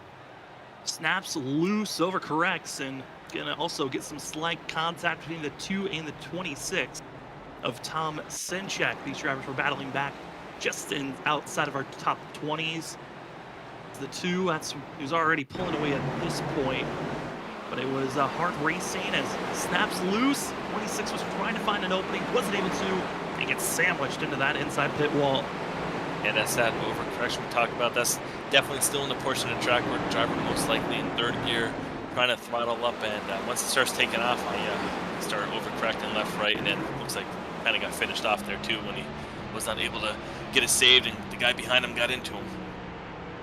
As we ride on board with the 2 machine of Danny Cochran, as he was trying to get by the 06 of Tom Bourne, just overcorrects. You can see his snap and hoping to stay off of Tom Senchak, not able to do so. And I mean, this track's so small. Everything happens so quick, Justin. There's some things that you just have zero control over once your car gets out of control. Zero control when you have all the power that these cars have, with the 3rd being down in 3rd gear. I mean, I have to also remember that typically these motors have 5 gears, but they're running down in 3rd gear to get the power since it's a short track. So you're even getting that RPM band going a little quicker, getting wheel spin, and just it's a recipe for disaster sometimes when you get those, like you said, the diffuser maybe bottoming out too, coming out of the corner, and all that adds up to wrecked race cars. That it does, as Edward Sherwood Jr., Vincent Sora, keeping it side by side. I think that battle's just going to continue to fight forward. I know for Tom Senchuk, Danny Cochran, what makes that wreck even more a little bit heartbreaking for the both of them is their teammates, part of the Nightmare Motorsports team. I mean, Nightmare Fuel team, excuse me. And both those drivers have to deal with the damage that they're dealing with currently. And looking at, again, our biggest movers of the night. For some, they have not pitted at all, and they're keeping the position that they have. Carl Pooler in 9th place, up 19 positions. Cody Reed yet to pit. He's up 21 spots in 11th from where he qualified. Jared Hughes as well, up to 13th position as he qualified back in 25th place. Some big movers so far. Other drivers that have decided to come to pit road have lost a ton of positions, but they're hoping in the long run they're gonna get these positions back. And fuel, Justin, we heard it when we talked to our stage winner of Edward Sherwood Jr. It was questionable. These caution laps are helping. The one first driver that is good on fuel is Shane Terrian in 10th place now. He has cracked the top 10 after making a pit stop all the way back 55 laps ago. And has those 4 tires that are a little bit less wear on them compared to some of the leaders. I know they haven't not ran a ton of laps, but still getting a little bit of less wear. Maybe the tire has a little bit more grip in it later on. That could be really important. But hey, we got to talk about Trenton Jump. Third inside lane. He's going to be right here behind the leader. If he can follow the leader, get a great restart, will he be able to move up into second and then be on that row next to Ed Shearer Jr.? That could be something that he's really probably wanting to happen right here on this restart, so he could be up there and battle the 71 on the next caution. That's a battle that we have not seen of Vincent Sora and Trenton Jump. We expected to maybe have it on Monday night as former champions of that Monday night series, but instead we had to wait for Wednesday night here at Bristol. Former champions of the ISRC Truck Series now battling here at Martinsville, and Vincent Sora has a bad middle of the corner. He'll lose 1 position, almost loses 2. As Sherwood Jr. pulls away, Trenton Jump slots into second. The 46 is hoping this race stays green as they're still stacked 2 by 2 all the way through from 4th on back. Vincent Sora just not able to get to the bottom and ran high through that corner and lost some ground here. Looks like Norris is now going to get by him, and it's going to put the 75 of Gavin Rogers right underneath him potentially. So he could be looking from going from 2nd back to maybe 5th, but no, saved by the caution.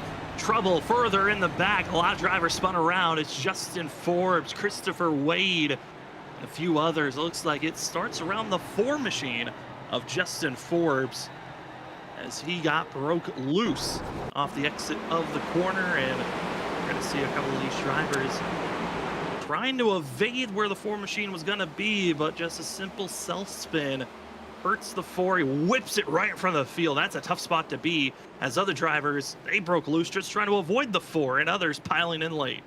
Yeah, and you see just, like you said, all those drivers just trying to get the car slowed down, and I think the 4 was able to get out there in front of the pace car and stay in the lead lap. It kind of got close there, but no, look at that, Sam. Actually going to be right behind the pace car, so he's not able to get in front now.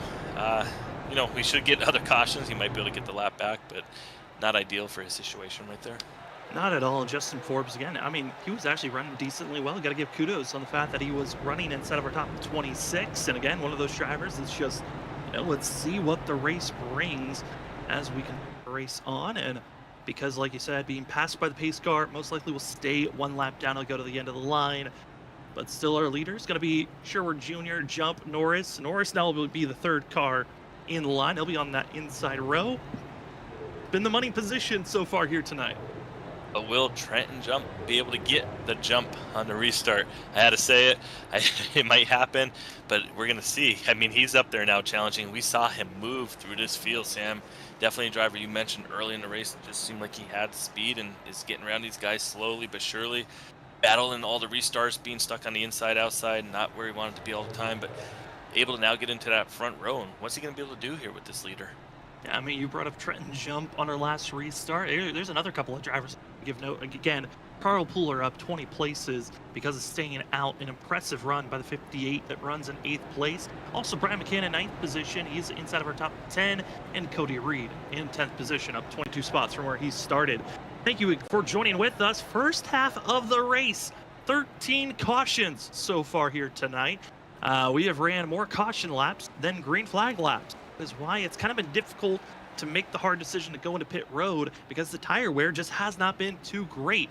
as last time we had like a decent green flag run, Vincent Sora put down the fastest lap of the race.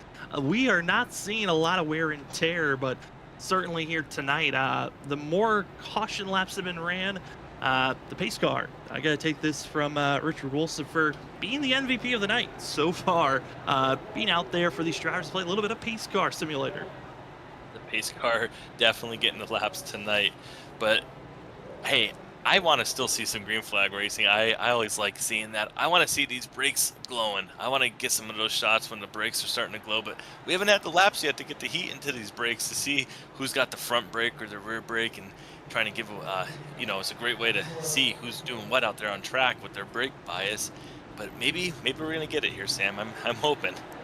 We're hoping as well. If you're a driver, most of them are still out on track. Majority of the field's still on the lead lap. Who are you rooting for? Who do you want to see sneak through this field and be up front and challenge the 71 of Sherwood Jr.? Let's find out as we are officially into the second half of this race. 71, great launch. Trenton Jump trying to defend for that second place position as Christopher Norris going to get to that inside quarter panel, trying to get the better launch off the exit of the corner. They'll stay side by side for second place. Rest of the field continuing to fight side by side as well. Only driver in a comfortable spot is the 71, Trenton Jump. Hold steady, but a little bit of wiggle. That's John Force stacking up the field. They have to slow down from 15th on back. A big squeeze, a big hold your breath moment, but we stay green. Drivers all do a great job of avoiding any issues with the checkup there, and they're still 2x2 back here though, but they're giving the guys the room right now. See, one guy gets a little high coming out of the corner there. Didn't really catch that number, but up front right here, it's 67. Larry. Oh, caution though, behind him. And it's Brad Delph, Tom Sinjek, hard contact all around. I believe it's the 6 machine, who I accidentally coined as Dakota Moniz earlier in the race with contact into Brian Noel. Looks like Dakota and the 6 got into some contact, and you see it here on the replay off the exit of the corner, the 5 and the 6 machine, and stuck in this, who just made a pit stop, Bronson Stafford, innocent victim, watching the 6 trying to save, but failing to do so. And after the contact with the 26 into the 5, Tom Sinchek goes for a wheel and drive into the outside wall. Ooh, wow. Big impact right there on him. Wow, that could definitely be some damage. You see the tire all twisted up there. Probably some required damage on that. I would think that was some heavy impact on the outside of the quarter panel. It is required damage. Shocking to see. We're 107 laps in. We thought fuel was good. Shane Terrian is pitting under this caution from 11th. He'll fall all the way back to the end of the line, but riding on board on this replay. See Tom Sinchek trying to slow down, not able to do so. That contact just lets the car drift up, beats into the outside wall, and that front right tire, broken toe length, required damage, and the 26.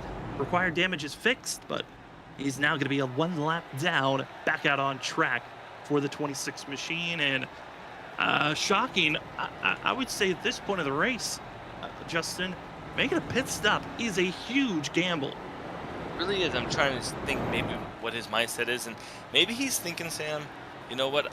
I pitted that one time. I think he did around 40 or 45 or 50, you were saying, and he felt like he was able to come up through the field on the restarts by having the extra grip on the restarts, maybe picking off 1 or 2 cars here on each restart, and he's thinking maybe he's going to do the same, but now he's going to have 108 lap better tires. I know we haven't ran full green flag laps, but maybe just the cycles on the tires, and maybe he's just got something that he's figured out, or maybe he just wants some good practice for later on in the season on these restarts going through cars. He's hoping so. Is Danny Cochran now going to be back on the lead lap as he's our lucky dog recipient for the 2 machine. We'll bring up that race report if possible. You know, talking about making a pit stop now, the drivers, that's a 14th caution. We've only had 39 green flag lap so far here tonight. So, you know, for our top 13 drivers, they have yet to pit for these 109 laps. About to be 110 when we get the 1 to go marker. And we've only ran 39 green flag laps. That's not a lot of wear and tear with the cool down cycle that we've been going on with the majority of these laps being under yellow. It really is not a lot, but maybe he just felt like there was something, maybe not on the wear, but maybe just on the restart grip. Maybe he's thinking something there. Maybe he just felt something. I mean, we're gonna have to keep an eye on him. See, like you said, he worked his way up into the top 10 and then decided to go and get the tires. And I can't see any of these drivers pitting. So, I mean, I can't see anyone else in the top 10 pitting now this late into the race. But I mean, we'll find out. Yeah, I think we found our 13 drivers. Unless they're caught up in a wreck, they're staying out. There's no reason to give up track position at this time. Everyone else trying to find any advantage if they can find one. But pace car pulls off. We get ready for this restart. It's Trenton Jump trying for the second time on the outside, figuring out this timing from Sherwood Jr. Sherwood Jr., he goes a little bit quicker. Jump figures out the timing, and it's way better than that second row. Jump's going to duck down, but Norris puts on the pressure, defends that his third position, trying to steal second. And this battle for second is underway, and really, it's been second on back that's given us the best show of the night. Sherwood Jr. always gets the better launch. It's been the show of who is going to have a chance to be up on that outside. But look at the 46. Oh, no, big contact on the outside wall. Looked like he maybe locked up the tire and overcorrected up into the wall. Further on back, as it's the 01 of Matthew Rodriguez bringing out a caution around the time that Trenton Jump had that issue. And I think Jump's going to keep the track position, as the 01 is going to have a little bit of overcorrection spin off the exit of turn 4, as trying to find an opening to get by Ryan Kelly. Kelly, again, a driver that was up front, still stuck in the middle of the field, but you see the overcorrection by the 01. The driver's trying to avoid, and Brad Delph setting the inside wall, and the rest of the field able to avoid more carnage, as that is caution number 15 of the night. 15 of the night. Not how the 01 machine wanted to go back on board here. We see coming out of this corner where he's going to loop it and get into the wall at the back end. You'll hear it. Boom, right there. But all right, if we're able to maybe get on there with the 46, did he also get any damage up there? It looked like he got up into the wall pretty hard. Trenton Jump, when he was there battling with Chris Norris. He did. It was required damage for Trenton Jump with the contact. That was around the same time. It was right after the spin by the 01. So we're going to go back and try to find this contact being made. And again, like you noted on Justin, it was right when the yellow flag came out. This contact was made between the 38 and the 46 down into turn number 1. Oh, he just got loose. Yeah, got probably that rear brake that we talked about. He just got in there and he tried to save the car. It looked like it was probably going to start to spin out on him, and he tried to overcorrect it. And not that he tried to overcorrect it, but he did overcorrect it. And unfortunately, that hurts, man, because we really were thinking he might have a chance to be up there on that front row doing something later on in this race. I mean, he was one of the drivers that really had a good launch to compete with the 71, and instead has damage, forced to go into pit road, will go lap down as Trenton Jump. Also into pit road is Bronson Stafford, who got a little bit of a graze on that last incident, who also will go a lap down. And this is going to be a tough pill to swallow for drivers that really were working their way through the field, and instead they'll fade backwards. So with Trenton Jump having to go to pit road to get that required damage down, we're down to just 12 drivers yet to pit so far, and they're all inside of our top 12. Those drivers being our leader of Edward Sherwood Jr., Christopher Norris, Vincent Sora, Gavin Rogers, Zach Hall, Cody Reed, Cedric Hunter, Carl Pooler, Brian McCann, Joshua Kanata, Jared Hughes, and Anthony Gaudio. Going to be your 12 drivers yet to pit here tonight. And there was strategy calls of a few drivers saying they were not pitting. That was the ultimate plan from the start of the race. They were not going to pit. And quote from Joshua Kanata, when I was talking to him earlier, right before we got prepared for this broadcast, he said he wasn't going to pit unless that engine fell out of the car. So it was 16. Expect him to try to gain a couple of more positions of other drivers in front of him, get into trouble like we just saw from Trenton Jump. But Justin, any final thoughts before we take another restart here on lap 118? Well, I'm thinking if I am a crew chief, you're telling me that my job did not need to happen tonight, and I could just plan to close my eyes and hope my driver gets to the lead, because there's no strategy play. Is stay out there on the tires you got and get to the front. Get to the front. It's going to be the goal, as Christopher Norris will start on the outside. Edward Sherwood Jr. has been restarting in the lead since the second start of the race, and he will continue to stay up front for himself, as it looks to be maybe some trouble deeper in the field. We will stay green but Ken Campbell might have had another lockup. He had trouble last week at Texas. He is hoping to get back out on track, but the 15 major troubles for himself. He'll have to take a toe to pit road. And oh no, trouble between Carl Pooler and also going to be Nick Crawford, Cody Reed, and Pooler from running up front to heavy damage for the 58. Was that 3 of our drivers that did not pit yet? Are we now down to 9 drivers? Now it just looked like trouble for, you're going to see here, for drivers trying their best. Cody Reed going to have a little bit further up. I think he grazes the wall, but Carl Pooler, the biggest damage, overcorrects to the center of the corner, slams, but then it's going to be Christopher Fail just smashing the rear end for the 89. And the rest of the field able to continue to race on. Fail will call it a race. As you're right on board with Carl Pooler, you can just see overcorrects, snaps with grip, sits and waits before getting clobbered in the rear end. Yeah, just sitting there, you're just hoping that everyone's able to see you. Probably, I'm assuming, calling it out over the radio, but just some guys up in that higher line, just a blind corner. Unfortunately, not able to see it. And I think he would have been all right, but that damage really did him in. As you see, no one pitting in our front 10 right there. And can confirm, if you're any Ken Campbell fans out there, Stone Motorsports has had just a complete meltdown tonight, and it looks like the same issues as last week. His whole entire rig froze up and had to take the tow to pit road. You hate to see that for the 15, who last week was having a strong run until that issue, and once again was having a decent recovery run.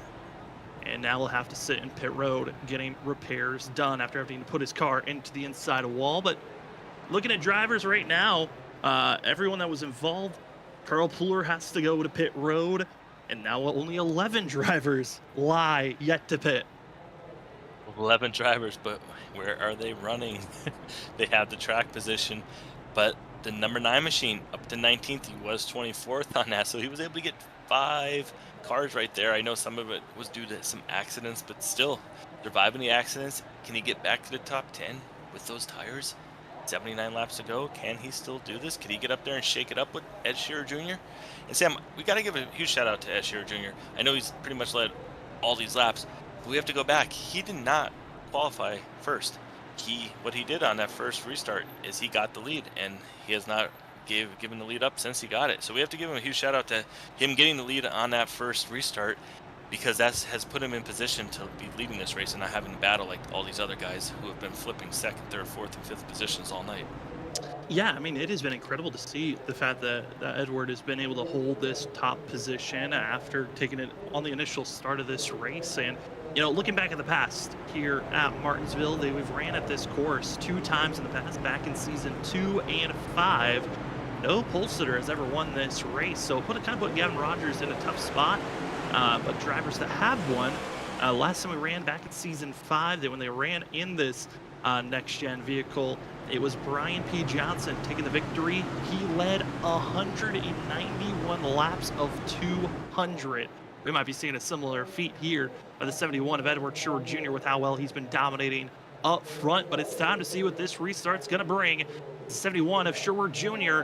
Once again, he waits until the very last moment to take off there, and it gives gonna be Vincent Sora on the outside. Good launch, he's got the nose ahead. Sora trying to fight off the exit of turn 2, and now we gotta fight for the lead. Shearer Jr. does not have the lead down into the corner. He has to fight. Sora trying to make the outside groove work for himself, but Edward Shearer Jr. fights right on back. He'll take the position, but spinning up the exit of 4, it's Brian McCann. Wow, Brian McCann, my pick. Oh no, not what I wanted to see for that. Brian McCann was running pretty good there inside the top 10 all night, but wow, Vincent Sora, he really gave Ed Shearer Jr. a restart for his life right there. I mean, it's 75 to go, and that's something that now is in the 71's mind, is he's got to switch things up, because if the 51 gets around him, he might be hard to get back by. It might be, as the 8 machine of Brian McCann going to be the driver that spins around, bring out this caution, as it's looking like it was a simple just was going for the position, saw a driver slightly spin in front of him, and got a tap from Joshua Kanata to force the 8 to spin around, and this could be forcing another driver yet to pit. Brian McCann into pit road after loss of position. It's going to be Cody Reed here down into the corner. It'll be the exit where the 25 is going to get it slightly loose.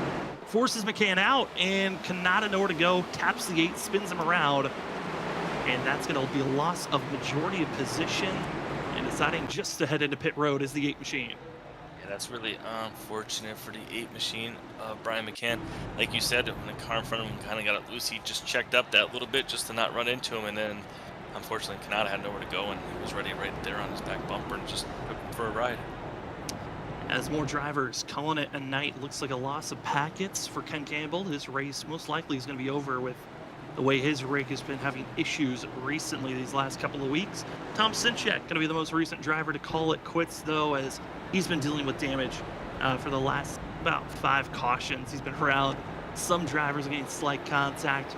But we really got to talk about that last restart. Vincent Sora, he got the timing. I think for Edward Schroeder Jr., might be a change of decisions. Might want to take off a little bit sooner and maybe catch Vincent Sora off. You cannot wait until the very last moment. You then, as the driver next to the leader, know exactly when they're going to go. Oh, he definitely probably right now in his mind's thinking, okay, I gotta maybe switch it up here, get a little early, get a little maybe in the middle of the restart zone, just kind of keep these guys honest. You don't want them to start figuring out what he has planned with the way he's getting onto the throttle on these restarts. But I mean, Vincent Sora, he did what he needed to do. He stayed right with him. You saw how aggressive he drove down into the corner on that restart, trying to maybe see if he can get out of the corner just ahead of him down the straightaway, because you have to think of it this way. If you could just be in front of him a little bit on that timing line and the caution comes out, he might be the leader. And Vincent Sora was not able to do it right there. Well, looking at drivers so far, I feel like every time we count down the drivers that are still yet to pit this race, we lose one of them, but we're down to 10 drivers that have yet to pit so far here tonight. Our top 9, and then Anthony Gaudio, who runs in 11th and 12th position. Currently, drivers with freshest of rubber, it's Shane Tarian in 17th place. Drivers I've already pitted to watch out for, Larry Yingling in 10th position. As the field is stacked side by side, will Vincent Sora get the timing this go around, and possibly not just the timing of the restart, but a timing of a caution that could put 51 in the lead position to try to go back-to-back in victories? Can we see Lucky Duck finally find the luck to get into victory lane? They've been great at the stage breaks, but at the end of the races, things have fallen apart as the 71 gets a huge shove from Gavin Rogers. Rogers wants the second place position, and right behind that 75, it's Zach Hall now going to be putting the pressure for 4th place as Christopher Norris bounces into the outside wall. The battle for the lead. Contact! Sherwood Jr.! Sherwood spun! Oh no, Zach Hall spun! And all calamity strikes on lap 131 with 70 laps to go. Wow, you saw the 75, you saw the left front tire lock up, slide. When it locked up, he just was not able to turn anymore, and he got into the 71. And I mean, wow, that shakes everything up. How's the 71 going to get back up there? It's just such a dominant car. You're going to see right here on the replay. And in one blink of an eye, this race changes dramatically. Spun is Sherwood Jr. Zach Hall goes around. John Forbes spins around. But the 71, that spin forces him from the lead all the way down to 30th position. And Gavin Rogers is given the top spot. Cody Reed over the radio immediately apologizing to Zach Hall because that contact, that spin, it forces Zach Hall also to the end of the line. And Hall, with the contact, required damage for the 32 machine. Wow, hey, you see right there, it looked like the 38 was going to get through that, and then the 32 comes up to track. It all starts right there at 38, get in the wall, not part of the incident up front, but just one of the things we had to watch is look at this right here. You think the 38 is going to get through, and then no, it closes up, and that's where he gets his damage also. Other drivers squeeze to the inside, but Zach Hall, broken toe length. I believe he'll take just the toe because it is broken for the 32 machine, and he is 3 laps down. Zach Hall from inside of our top 5 to 32nd position. Edward Sherwood Jr. back to 25th. He's still out there on track. I don't think we're going to be seeing the 71 decide to go into pit road just yet. Gavin Rogers also going to be given an end-of-the-line penalty for the 75 machine, which gifts the lead to Vincent Sora in the 51. Second is Christopher Norris. Cody Reed in third. That one spill forces everyone around. And the reasoning why Gavin Rogers wrecking the leader for the lead position penalty and a 75. This contact gives him the end of the line penalty and sends him to packing to 27th place. I mean, it really shakes up the top 5 positions. I mean, this really is going to be anyone's race now. All night we saw the 71 have their restarts down, but right here, 75, watch the tire stop turning, and right there, it's locked up right now. Kind of the camera pans to the other side, but when it locked up, it kind of just brought him up the track, and nothing that the 71 can do right there to save himself when he gets hit. Absolutely nothing, and it's just going to be setting up for Vincent Sora, Christopher Norris. Who's going to have the better launch here as we are at the 1 to go, exiting turn 2. Your new top 5 drivers. Vincent Sora leads with Christopher Norris, Cody Reed, Joshua Kanata, and Jared Hughes going to be your top 5. Anthony Gaudio's in 6th. Douglas Newbegin's in 7th.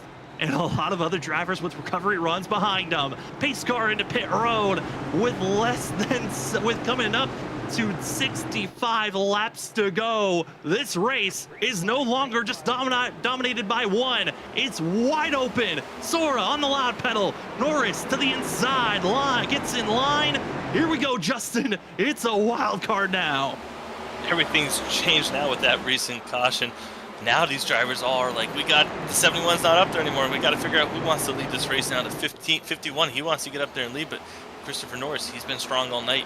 He's going to try and be there. But Sam, I got to ask you, who's that driver right there in that green machine, maybe running in 10th position?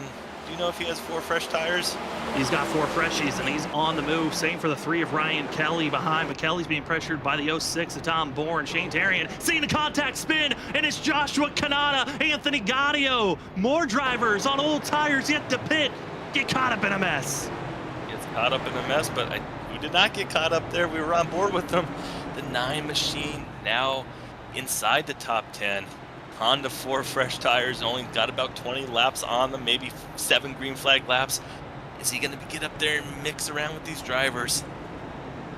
And Joshua Kanata currently 14th position, but he was going for an aggressive defensive move on Jared Hughes, and it backfires as he was trying to put the block. You're going to see here down into turn number 4. Just trying to put the point and just gets tap spun around. Anthony Gaudio gets a little bit of contact in. Joshua Kanata, that contact going to be tough for himself, not require damage, but from inside of our top 5 now to 14th position is the 16 machine. Not ideal at all. Track position all night, working hard. 137 laps he spent trying to get all that track position, and then in the last 2 laps, now you lose it, go back to 14th, and kind of going to be in that middle of the field where we've seen so many of these accidents happening all night.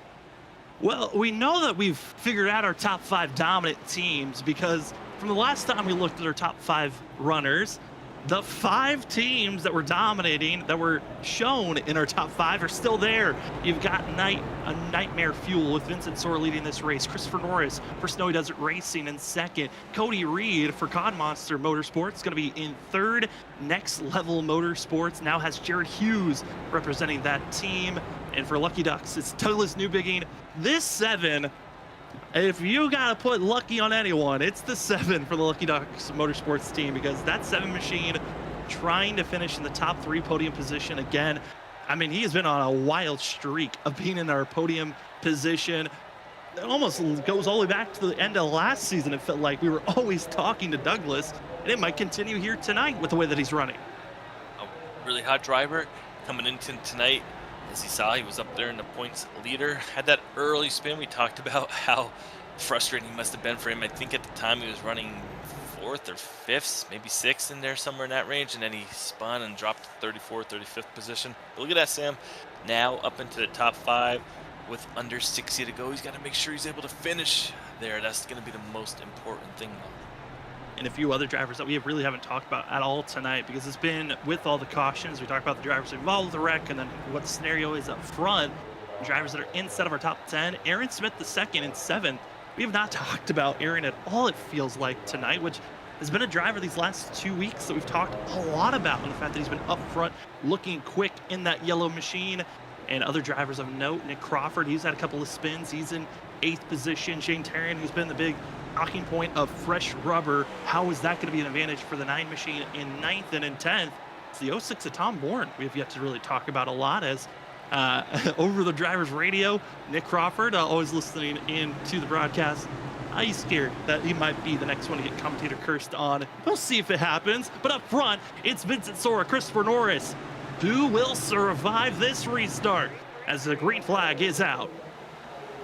Gets a great restart there. Able to beat the 38. The 38 does the same thing as the previous restart, though. Make sure he gets down really quick right behind him. Doesn't want to risk letting anyone else behind him get there, especially Cody Reed, driver who might be looking to get there on that front row if he could get up in there in the 2nd position. But right now, these drivers are getting single file in the top 4, but there's 2x2 from there on back.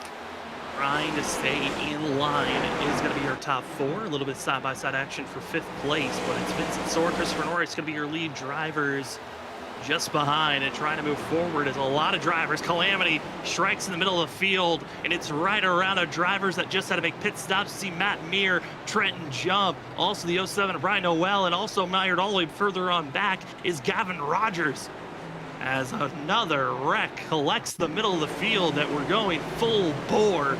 It was go time for a lot of these drivers up front. They definitely were. They know Sam is getting towards the end of this race. You see, I think that's another product of maybe some rear brake and some of those guys getting a little loose going into the corner. And wow, look at that. Rogers right up there into the wall. I mean, he went from battling for the lead to now he's back there in this place and right there stuck behind the 07. Trenton Jump, another driver up there who was battling, still stuck up there. Now he gets it going. It looked to be around Matt Meir. Was really the driver that got spun around. You also see the contact of Brian McCann and the 01. Catalyst tapped Edward Sherwood Jr. in the 01, kind of gets them shuffled up, and Edward just muscling his way through. And we knew this was going to happen at some point, of drivers further on back trying every little move to move forward, and a little bit of karma, you could say, for the 71 with the taps he was making to go forward. Gets clobbered with the Matt Meir spin. And drivers at this point, I mean, Justin, it's late in the race. You got to make these big moves. We're about to enter the final quarter of this race. Yeah, there's not much opportunity left, especially if we're going to potentially spend maybe 25 to 30 laps under caution. You only have so many laps to be able to get them around and make these moves, so really these guys can't wait anymore. I mean, I don't know, but I do know that the 7th place machine, he's got those tires we've been talking about. It's been fun watching him come up through the field. We didn't get to talk too much on the previous restart about Anthony Gatto. He was up to 6th at one point, fell back to 10th, and maybe actually went into pits there, I think. He kind of dropped out of the top 10 there. In 11th place currently, and for Anthony Gatto and Joshua Canada, both in a similar situation of older tires, yet to pit for the 16 and 29. Also Jared Hughes in 6th place, yet to pit, on top of our top 3. So there is a large majority of drivers out there on track that have yet to pit. One driver, though, of note, that I just want to give a huge kudos to. It's the 4 of Justin Forbes. He had to start at the end of the line after an ARCA brake penalty last week. Coming up to the final quarter of this race, he's in 16th position for Justin Forbes.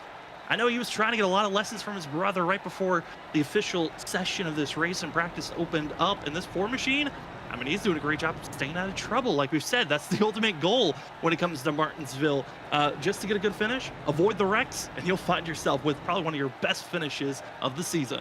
And I'm sure that was his goal, definitely going into tonight. Like you said, we haven't really talked about him tonight, which is a really good thing, meaning he hasn't been caught up in these accidents. He's been staying clean. I think there was one incident maybe earlier in the race, but since then he's kind of locked it in and having himself a nice top 20 finish with the amount of talent these drivers out there. That's really impressive for him. He's learning fast, and he's got a great person to learn from. Well, we are 2 cautions away from tying the record of most ever cautions thrown in a WSSR Cup Series race. And we are 2 cautions away from having more caution laps ran than green flag laps ran. We'll see if we can break a record. And will these drivers make it to the end of this race? Will we need overtime? Let's find out as we're back to green flag action. Vincent Sora gets the better launch, but the battle for 2nd place goes to Christopher Norris for now. Cody Reed trying to use his bumper to get that 38 a little bit higher off the exit of the corner. They'll fight for 2nd and 3rd, get in line. But it's fourth on back that you really have to keep your eyes on. How are they going to move forward? And Jared Hughes, old tires, really holding up that outside lane. And oh no, it's Douglas Newbigin again. No, the second time. He spins inside of the top 10 and he'll fall to 30th. And there's not going to be enough time in this race to be able to do what he did previously and get back up there. Under 50 to go. Was it the self-spin? Was the same thing as the first time, Sam? It looked like it, from what I caught, it looked like we coming out of the corner and went to gas up and the same exact situation happened. We're going to find out here. Just maybe a little bit overzealous, but also he touched the rumble strips. It got the car unbalanced and just spun around instantly. Yeah, that curve we talked about, just getting down there, throws the car, de-wedges it, gets all that weight on the other side and just loops it getting into that, especially when you're in third gear trying to get into the gas. That is caution 21. Justin, the admins, the drivers knew the record was most likely going to get shattered as we are finished 3 quarters of this race. We got 1 quarter to go, and we have 1 caution to go to tie the record of most cautions. I think we're at the pace where we will get over 22 cautions. The question is, how many will we get at the end of this race? You are a betting man. I'm guessing you're going to say it's definitely going to get, the record is going to be broken at the way we have been going. Your question, how many? Probably at least 4 more. I would say at least 4 more. I feel that's a low number. I think we're coming to the end of the race. This is crunch time. This is when the drivers are going to get the most aggressive for every position.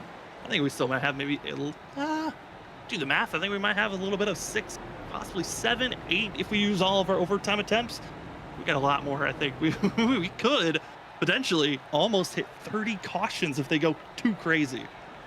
We're going to find out really soon, but we have to probably start talking about a guy named Ryan Kelly, up to 7th position now. He was one who we saw running so good about 100 laps ago, had that incident, kind of got turned. We weren't sure if he would get back up there, but he proved us wrong, staying clean. He's already had his 1 incident tonight, so I think everyone had at least 1 incident, so maybe he's going to be good to go now for the rest of this race and get up there and see what he can do. We know he has a little bit fresher tires than some of these guys, so he's definitely got the speed. Is he going to be able to do it? And not an extreme amount of fresh tires compared to our front 3, but Aaron Smith, the 2nd and 4th, he also has a slight advantage over our leaders. Shane Tarian, the biggest advantage of anyone instead of our top 10, just pitting 47 laps ago. And at the time that Shane Tarian went into pit road, there was a 39 lap difference of green flag racing wear and tear compared to our front 3 to Shane Tarian. So there's a little bit of, we talked about how there is wear and tear that you can find at this track, and that might have been the perfect sweet spot that Shane Tarian was looking for that pit stop that he made just 50 laps ago. It really might have been. It's just probably not so much like that the tires are like, some tracks are down to like 70%. It's just that cycle on them and just the inability to be able to keep doing what they need to do each restart. It's just Shane has that little bit extra to drive it down into the corner, and he was very smart for taking the gamble, and it's been paid off. But you have to give him kudos to also maneuvering through all these cars and avoiding incidents as we're about to go green. About to go green, and it's Vincent Sora with a great launch. He's going to have car length down into turn 1. Cody Rindo smashes the 38. Get Christopher Norris out of the way. Cody wants 2nd, but Shane Tarian up to 2nd place for himself. Holy smokes. Cody just destroyed Norris. Wow, we're going to see that on replay definitely multiple times to see what was going on there. But that shakes up the running order again, Sam. These drivers keep moving forward that are on the fresher tires. You're just going to find out right here what happened. As we're going to see the restart, Vincent Sora is gone. Cody Reed, the contact was brutal. But was the move too late for Christopher Norris? Did he come down so late that Cody just couldn't react? That's going to be the big question. This is going to be the perfect view. That's just that time. That's a bang bang move. I think Cody felt like he was going to make the corner with that speed, but that was a very late move by Norris. Yeah, it really was. Like you said, you're asking a lot to happen from both of those drivers right there. The move definitely was late coming into the corner under heavy braking, and maybe Cody wasn't expecting it at the moment. He can't just stop these cars instantly. But also on the previous 2 restarts, 38 did the same thing where he shot down in there and put it both times, cut him slack. Maybe like it's getting later into this race, and he's thinking, hey, you can't keep making these late cuts on me. I'm not going to keep cutting you slack. Yeah, I mean, over the radio, even right now, Cody Reed is saying the same exact thing.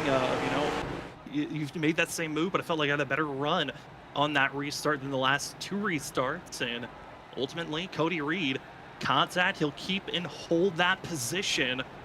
And we'll see how that 25 is going to have to hold this spot, because now he'll be on the outside. And the driver we've been clamoring about the most here, Justin, he's in third. Shane Terrian is right there with the freshest tires. Does the advantage? Is it great enough for the 9 to take this lead spot? Well, we thought he was going to be in second with the way that caution came out, but him being in third, that might actually be better for him. He's going to be on that inside line. He'll be able to follow the leader on the restart, maybe get right there in the second and not have to worry about getting down in front of the 25 like Chris Norris just had to do on the previous restart. And that might be what he needs to do. Maybe he might need 3 or 4 laps just to get around Vincent Sori. He's got the tires. But I tell you what, Sam, if he's going to make the move, he's got to do it fast. Because as these cautions come out, it just kind of makes the race get shorter and shorter. I mean, we know the 71 up there ran a ton of laps, but I think the pace cars led a little bit more laps than anyone tonight. It is for sure led the most, as this caution has tied the record. 22 cautions have been thrown here tonight, the most ever in WSSR history. Initially was last season at Kevin Harvick's Kern County, where we had 22 cautions over that race. Here tonight, we still have 40 laps to go, and we just hit that marker. How many more yellows will we see? I mean, if we will look back to the start of this race, I mean, Justin, we had 4 cautions in the first 18 laps of this race. The possibilities are still looming extremely high on the amount that we might hit. This might be a record that will never be touched again, but it's just because of the amount of drivers we have out here on track, the amount of laps that we're running. It was a combination of chaos, and we all kind of knew it from just looking at the schedule. And now here tonight, 1 more caution. It breaks the caution record and will set us at 23. Vincent Sora, he doesn't want anymore. He just wants to pull away and win this race into the restart zone. We're green. Cody Reed with a decent launch for himself. Will he cut down in front of the 9? It looks like he'll do just that. No, he'll stay just barely high. And oh no, Shane Terrian gets into Cody right in front of the field. And hard contact for Joshua Kanata. And a few other drivers are still piling in onto the back stretch. Well, you saw some drivers up in the air for this record-breaking caution. We get a big one here at Martinsville. As you see Cody Reed going to go from second position to not having a front bumper.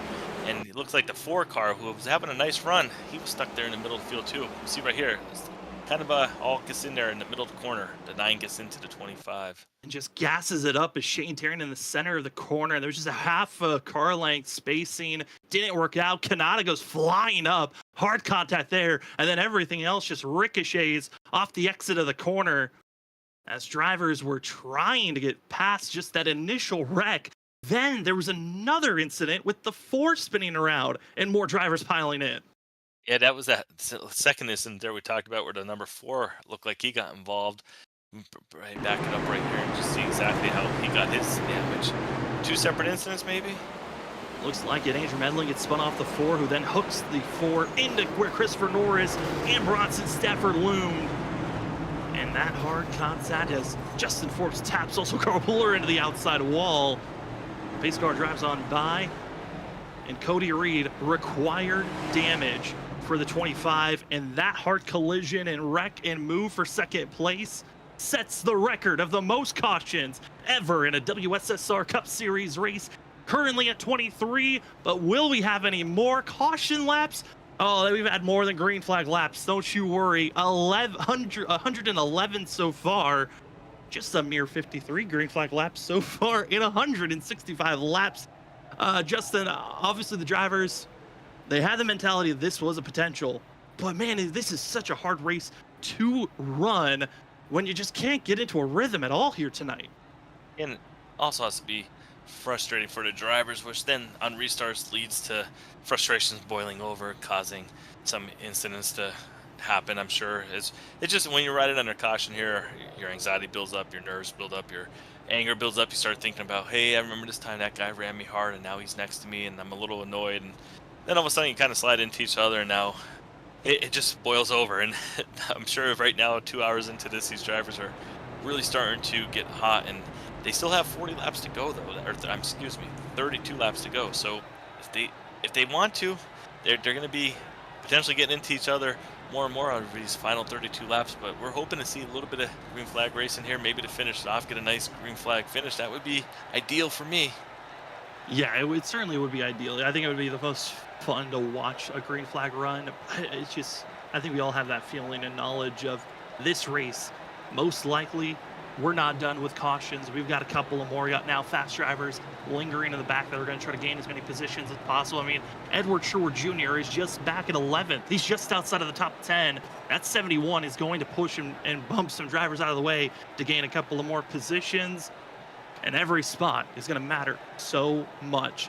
Well, if you've been loving the beating and banging here tonight, don't want to miss it tomorrow night. We've got the Shoney's Doghouse Cup Series. They're back after their 2-week break as they head to Darlington. See you tomorrow night for more racing action this week. But for us here this evening, Shane Terrian caught sleeping. Vincent Sora is gone, and Aaron Smith II going to be side by side for that second place position. Shane Terrian will stay high as they race off at turn number 4. Terrian still fighting for second place, but Sora is gone. Rest of the field, though, where will the contact loom? Where will the wreck slide? More drivers running a little bit higher than usual. We continue to stay green, but for how long is the true question, as it looks like Jared Hughes gets pushed up on the outside groove. He falls back for the 68th, only 3 wide, marching for 9th to 10th place position. And it is still the 68 faltering back. Those old tires are just hurting Hughes, as now he's almost outside of the top 15. And Justin, it is looking like this middle of the pack is the danger zone, but Edward Sherwood Jr. yet to pit, and the 71 is now up to 8th place. Oh, he's trying to make that comeback. He's got 30 to go. Can he drive through this field? Driver that led the most laps under green and yellow with all the cautions was the king of the restart. No, He's got a spin. Number 2, Danny Cochran into the inside wall. Looked like maybe a self-spin coming out of there, gassing up the car. Check out this replay here, but this is going to bunch the field back up. Gives a chance for these guys to make more positions on each other. And Danny going to be spun around off the exit of turn 4 with 30 laps to go. And Shane Terrian was running down that 51. He finally got cleared Aaron Smith II, but he's going to have to restart again in second position. But Danny in 29th place is the driver that spins around. That will bring out our 24th yellow of the night with 30 laps, now 29 laps to go. So you see here, middle of the pack, middle of the group, this is battling for the just outside of the top 15 position. We're seeing drivers willing to make some big moves, but for Danny Cochran, he's got Edward Sherwood Jr. right in the back bumper and throttling up the way he goes. I don't know if there was contact, Justin, but looked close, but I think Danny was going around either way. Yeah, I'm gonna find out right here, I think, for sure. Gonna be the next corner. I'm curious also, I mean, Sherwood Jr. probably definitely gassing it up. Let's see. No, it's just Danny. He got broke loose. Oh, which, I mean, we've seen that a lot. Did he hit the curb too? It looked like the car maybe. It did look like he hit it. Yeah, looked like maybe maybe that thing just bounced. Yeah, there was something that was going on there. Let's see if we keep an eye on here. Maybe we'll see a bounce come out this time.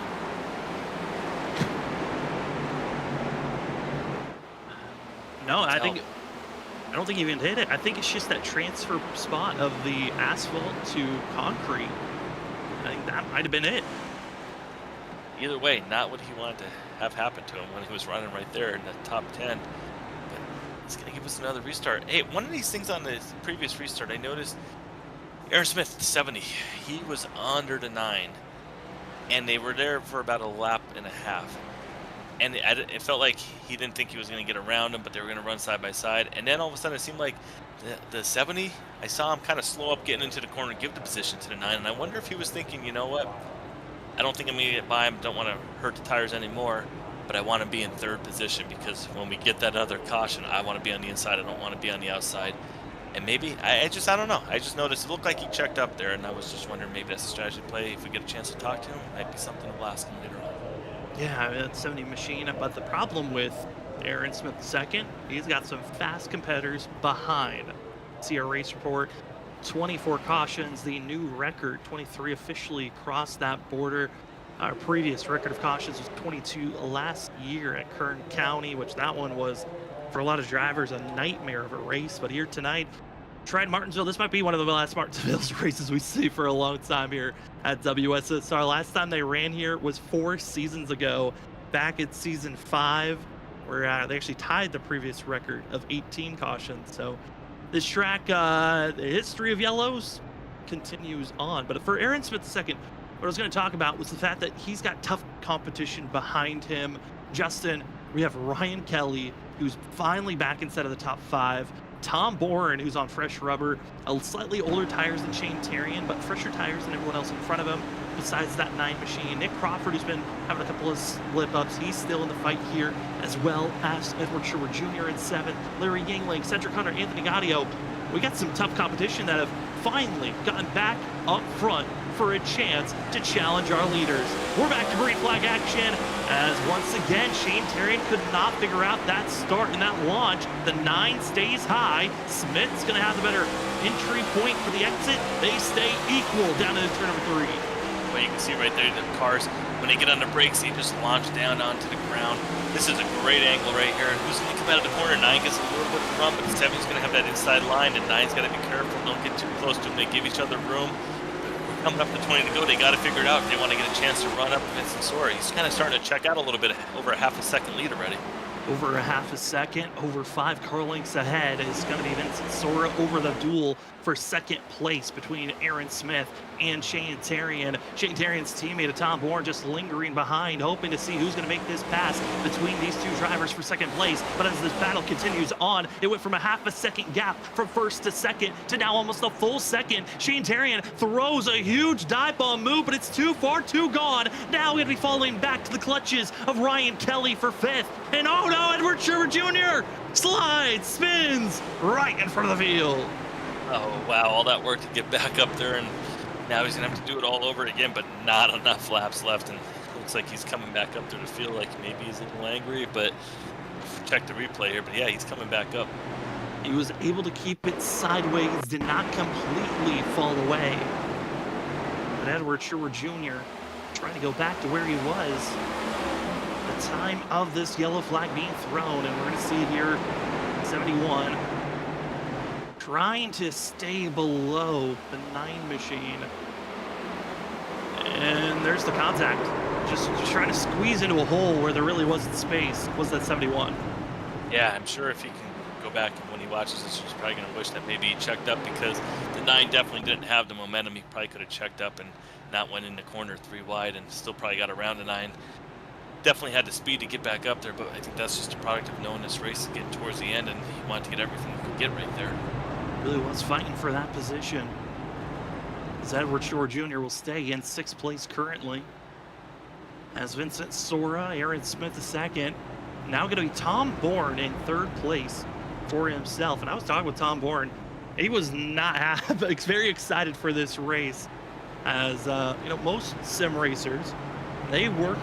They do not race as a career. Most people have to go to work, and then after work they come out to sim race for all these laps. And for some drivers, they had a long work day and coming out to race. Some don't have the same motivation or the same energy levels until they finally get into the seat and it goes green. But this 06 surprising me with how well he's running right now late in this race, with, when I was talking to him, an extreme low energy level for the 06 Tom Bourne.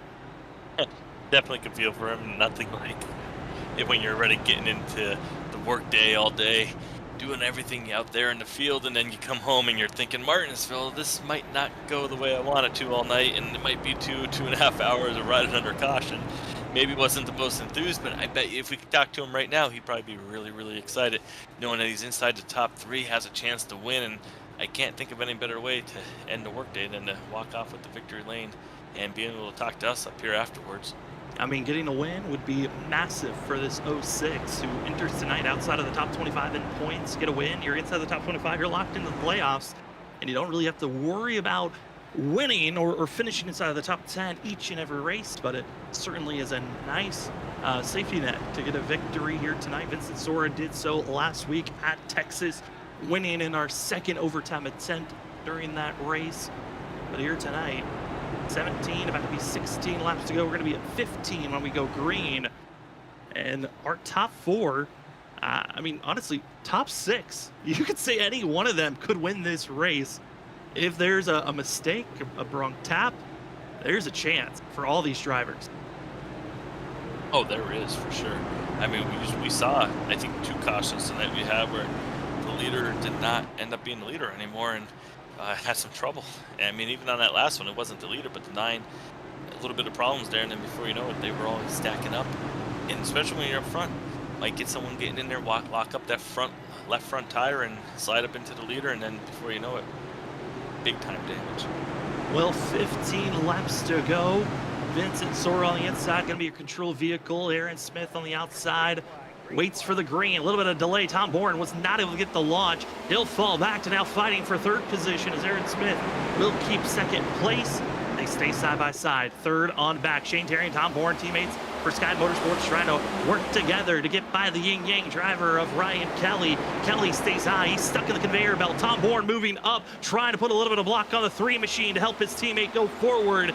Top 2, they race on. Rest of the field still stacked up, and almost an accordion effect with some of these moves that these drivers were making to confirm their passes. Tom Bourne now, slightly fresher tires than our top 2, trying to run down our leaders, but everyone else still right on top of one another.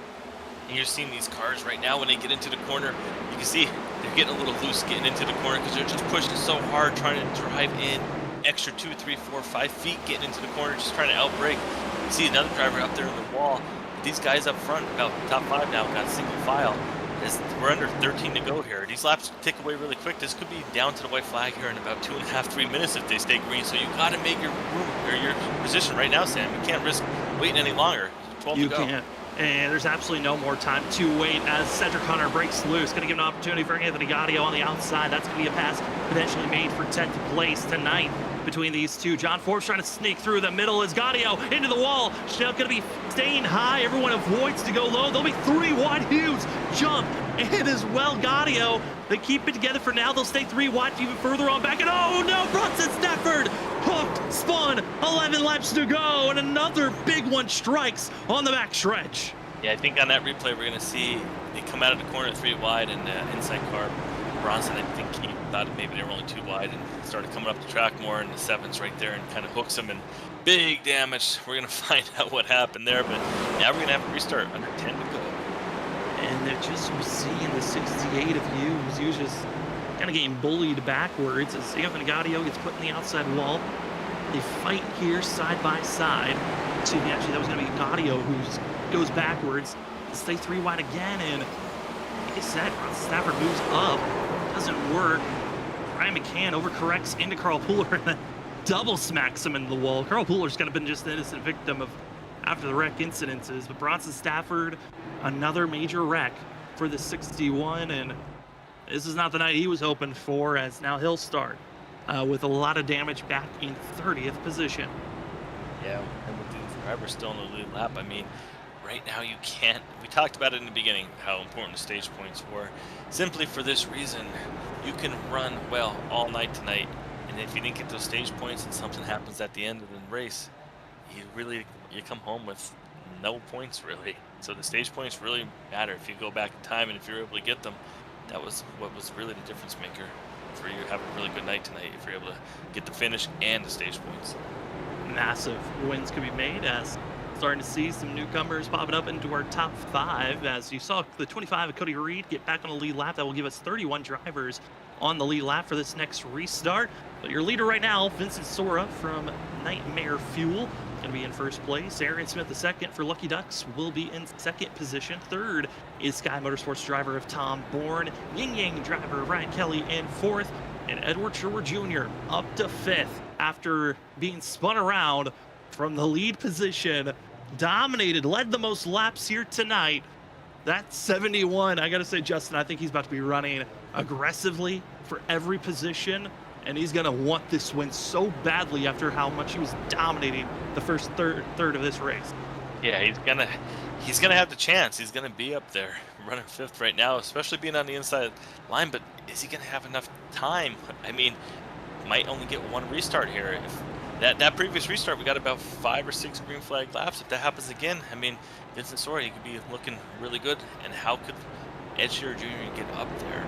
He might need this race to go into overtime. Well, I mean, if we get another caution, we are going into overtime as we are crossing over to 6 laps to go, and we're expecting those last lights to click off as they do. 1 to go. It's going to be 5 laps to go when they take the green, and if we get another yellow flag before the white flag, we head into overtime where we have 3 attempts if needed. Justin, this could be our final restart of the night. Who do you think has the best chance to win this race?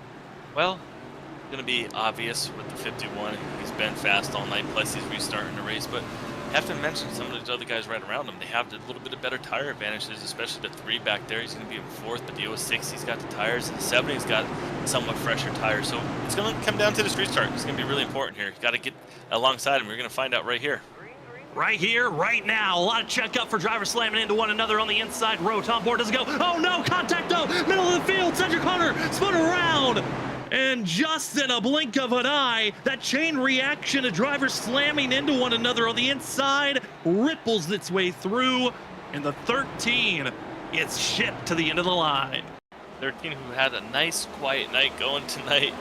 Maybe did he miss a gear there? It looked like he didn't get going too well, or if maybe the 38 was already underneath him and had him. It was jacked a up. mix-a-match. It looked like he was going when the 67 took off. He was kind of lingering back slightly, but he had to slam on his brakes, and we're going to see here from Cedric's point of view, but the 67, he takes off, Cedric takes off, then he slams on the brakes, and then at that point, it's just so delayed on trying to shift back into second because of that lack of momentum, and everyone else slamming into the 13 because they took off when he took off initially, and it just accordion effect into Cedric Hunter, spun around, same for Christopher Norris, and they go from battling just inside of our top 10 to now outside of the top 30.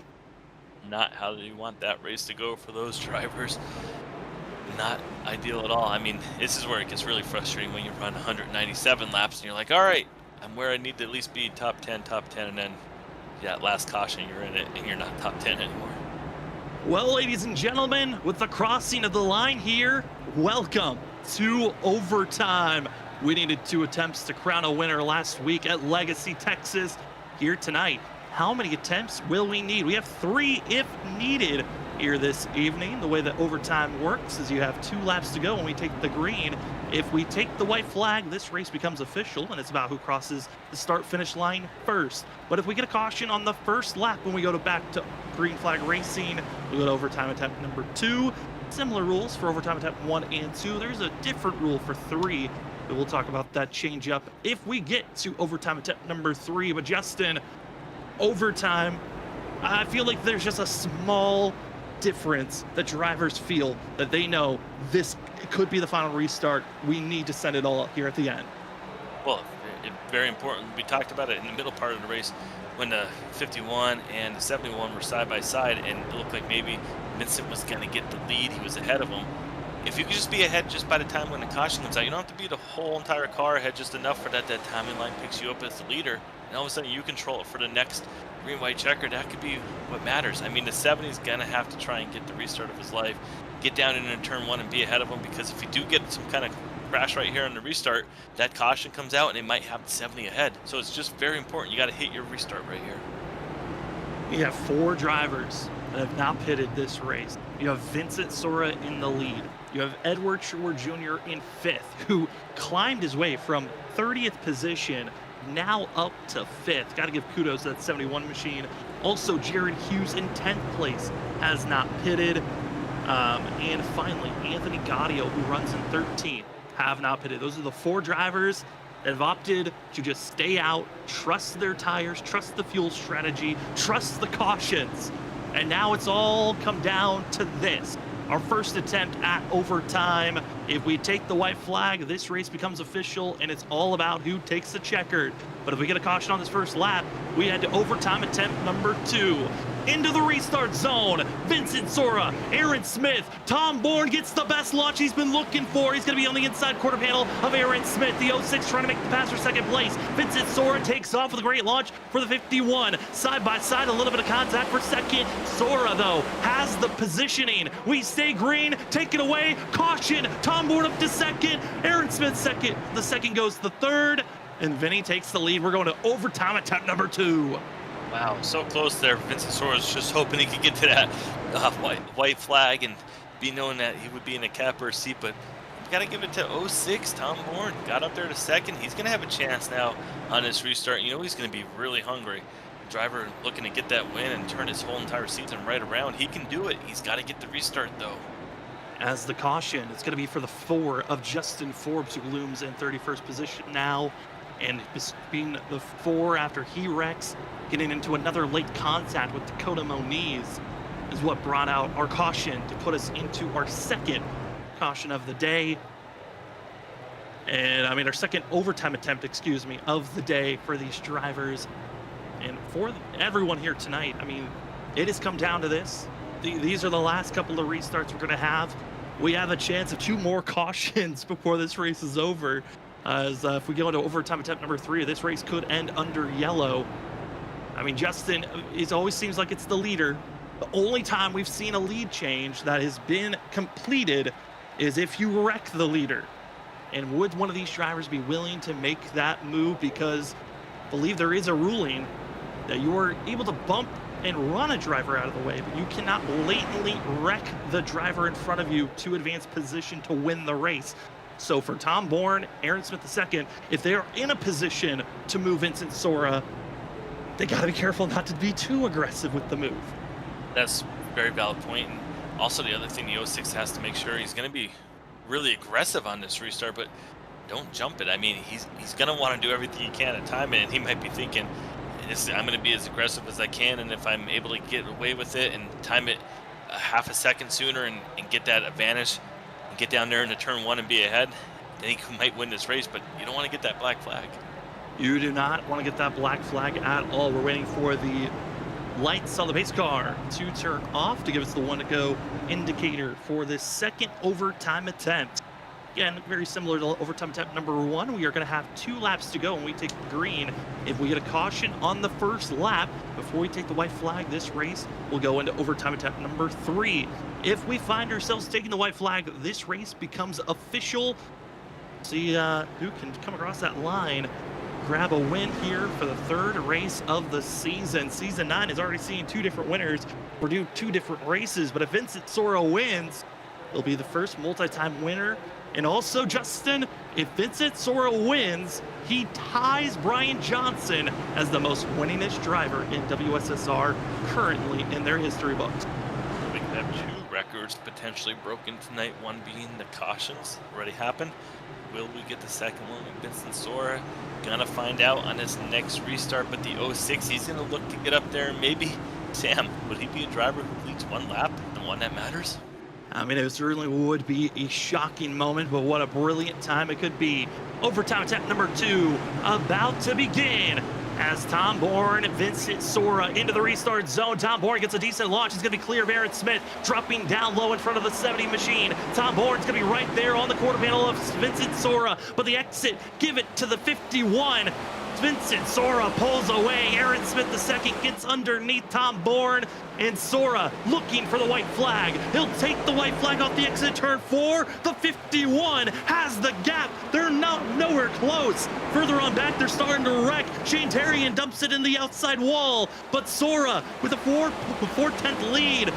He's going to go back-to-back unless someone can make a daring move. They're not close enough.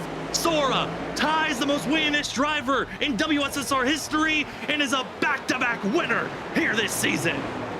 Aaron Smith is able to battle back and get the 2nd position, and then the 06 in 3rd, Ryan Kelly 4th, and Ed Shearer Jr. able to come all the way back to 5th. So what a race for him to be able to get back to the top 5.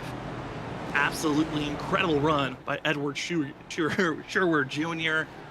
But Vincent Sora, I mean, at a moment you could say, kind of gifted the lead after the contact between Gavin Rogers and Edward Sherwood Jr. It black flagged the 75, sent him to the end of the line, and it gave Vincent Sora the lead, and he never gave it up. Congratulations to Vinny, being the first multi-time winner and grabbing his 18th career win in the WSSR Cup Series.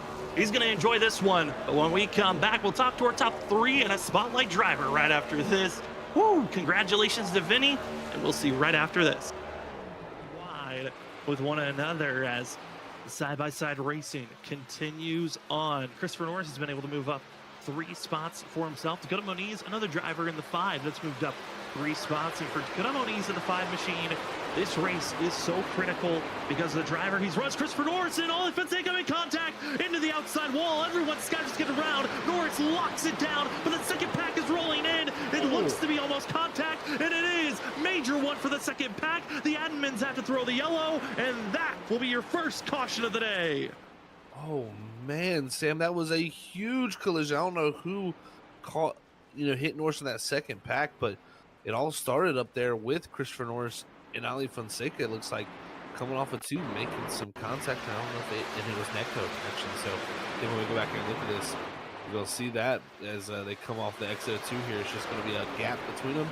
Puts Norris up in the wall, and then from off the wall, here comes the 38 down off of it into the 24, who's going to slam that wall off the right front of his truck, and then Norris is locking it down, sliding across. It looks like that was the 14 Arizari and Tyler Dangler.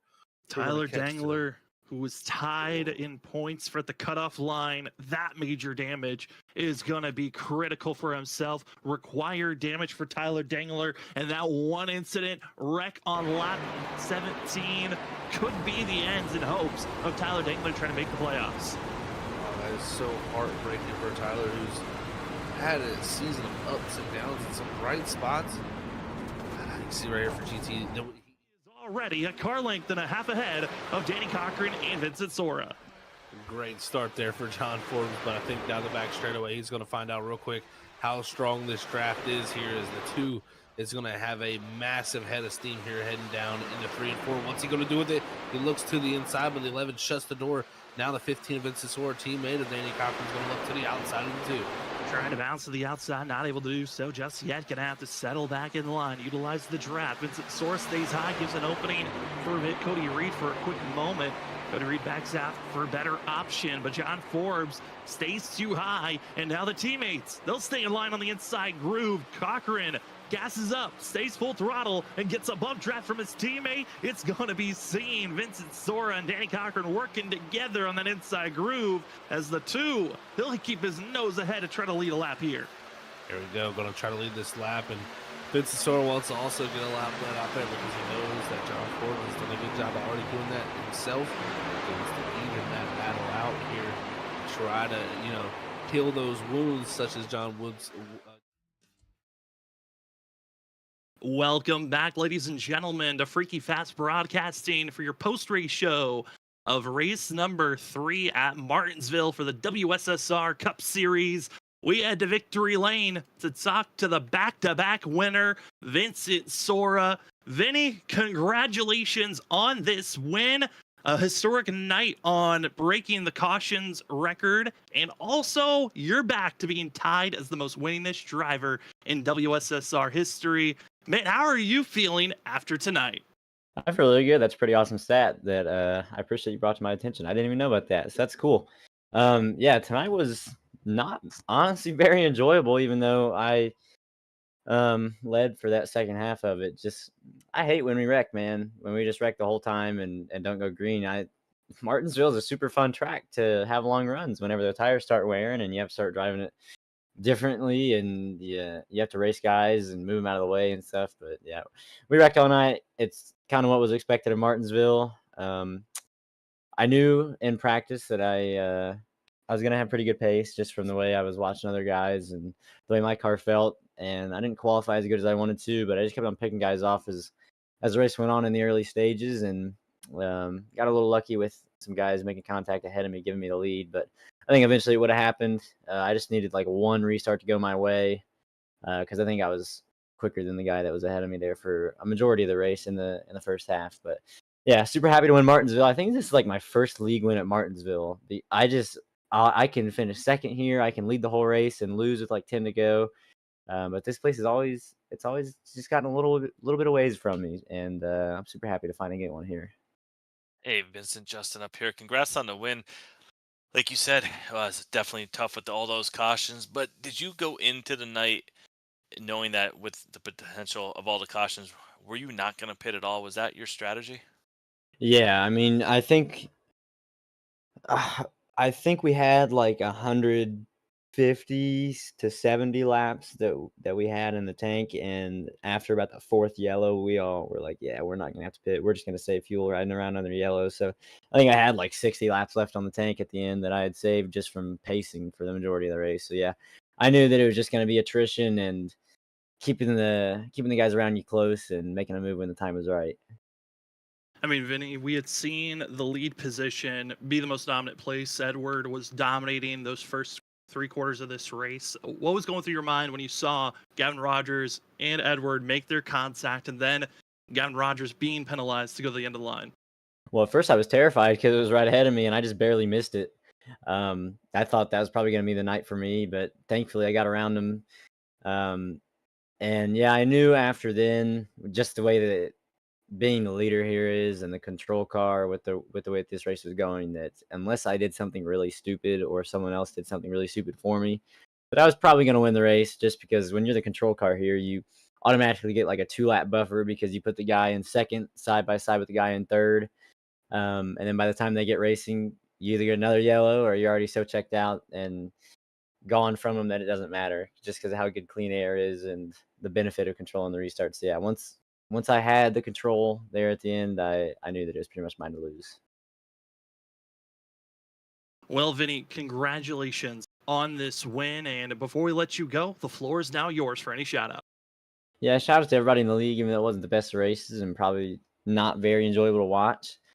Um, it's Martinsville. It's just the way things go, unfortunately. So hopefully next week will be a better race for everybody. I think it's Long Beach, and I don't think there's yellows there, so hopefully it's better.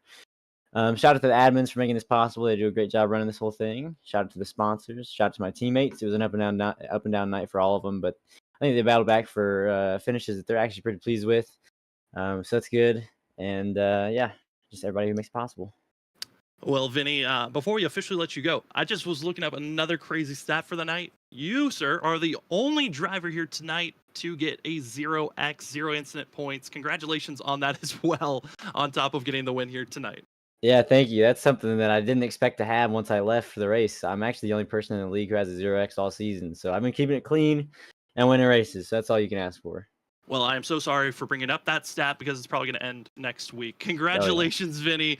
Sorry for now the commentator's curse that I might have put on you, and enjoy next week at Long Beach. All righty. Thank you, guys. Have a good one. Well, that will be your winner here tonight of Vincent Sora. We head down to second place, and I feel like it wouldn't be a race finish without us talking to one of the Lucky Duck drivers. In second place, it's going to be Aaron Smith II. Aaron, congratulations on second place. Man, how are you feeling after that great battle between yourself and Tom Bornlate? I'm pretty tired. Like, that was a lot of pace laps there, but I'm glad it all worked out for me there at the end. Aaron, congrats on the second place finish. I know you're a tremendous driver on the ovals. I never really got to watch on road courses, so next week we're not going to be doing Martinsville anymore. I know we're great here tonight in the braking, but how are you going to be at Long Beach with all the braking? Not too sure. I haven't turned any laps in this car there yet, but if my other road course performances have been any indication, I think I'll have a pretty good shot at the win next week.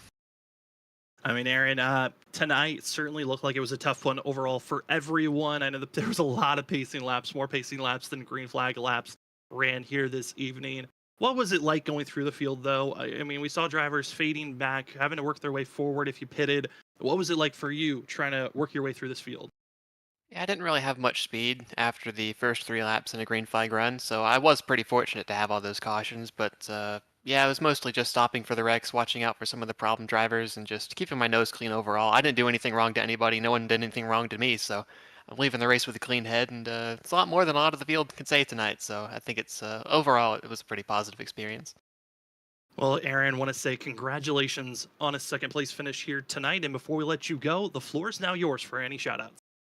Yeah, I'd like to thank the folks at Lucky Ducks Motorsports for having me this season, the rest of the folks at WSSR for having me this season, and Meals on Wheels for supporting the team. Looking forward to getting back at it next week.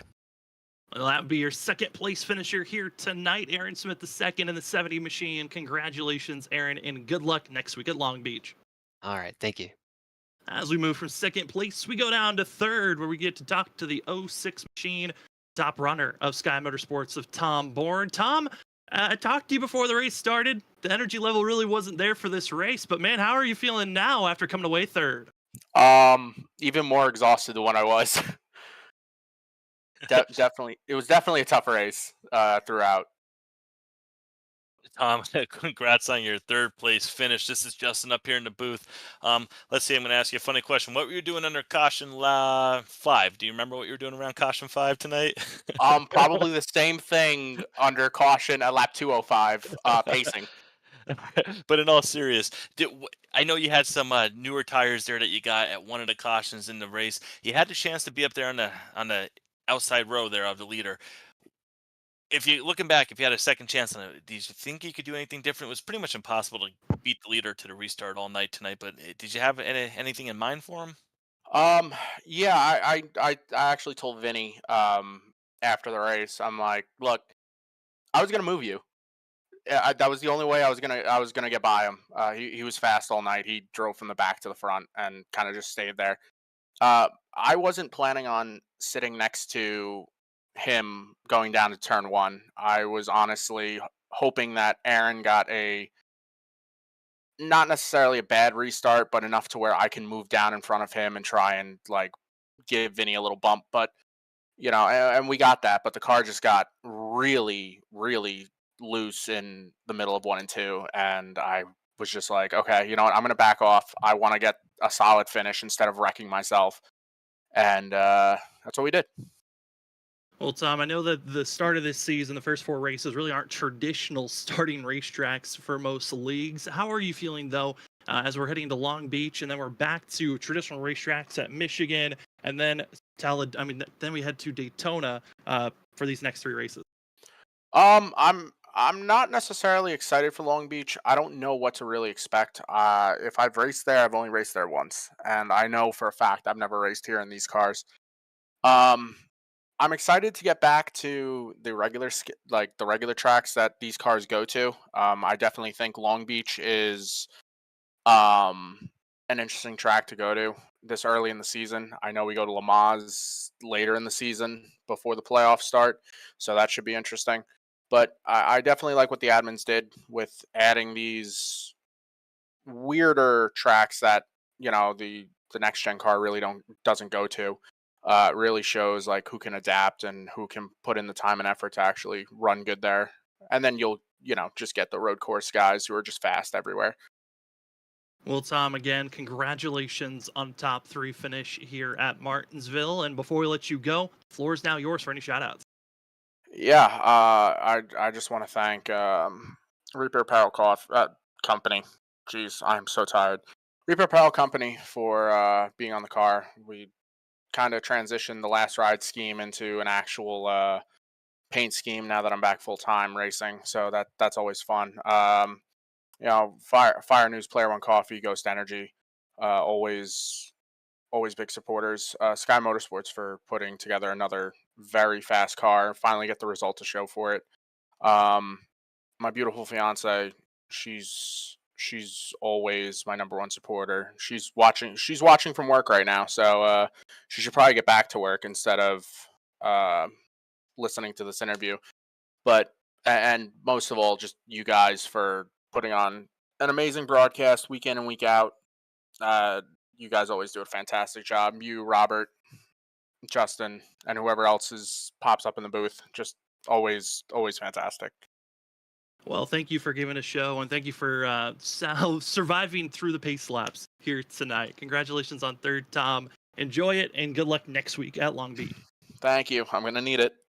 As we move from our top 3, we're going to go a little bit deeper in the field to 8th place, where we're going to talk to the next level motorsports driver of Jared Hughes. Jared, it's Sam and Justin up in the booth. Congratulations on 8th place. You are the highest runner of the biggest movers here tonight. Man, how are you feeling after being one of 4 drivers not to pit here this evening? I'm pretty blown away with where I finished. I didn't think I'd end up anywhere near the top 10 and just kept getting lucky with how cars were wrecking and stuff. And so super happy with the way it went. Jared, Justin up here, super happy for you getting your 8th place finish, getting a chance to talk to us. I mean, this race was definitely chaotic, but we're looking at your car right now on screen. I mean, you kept it clean.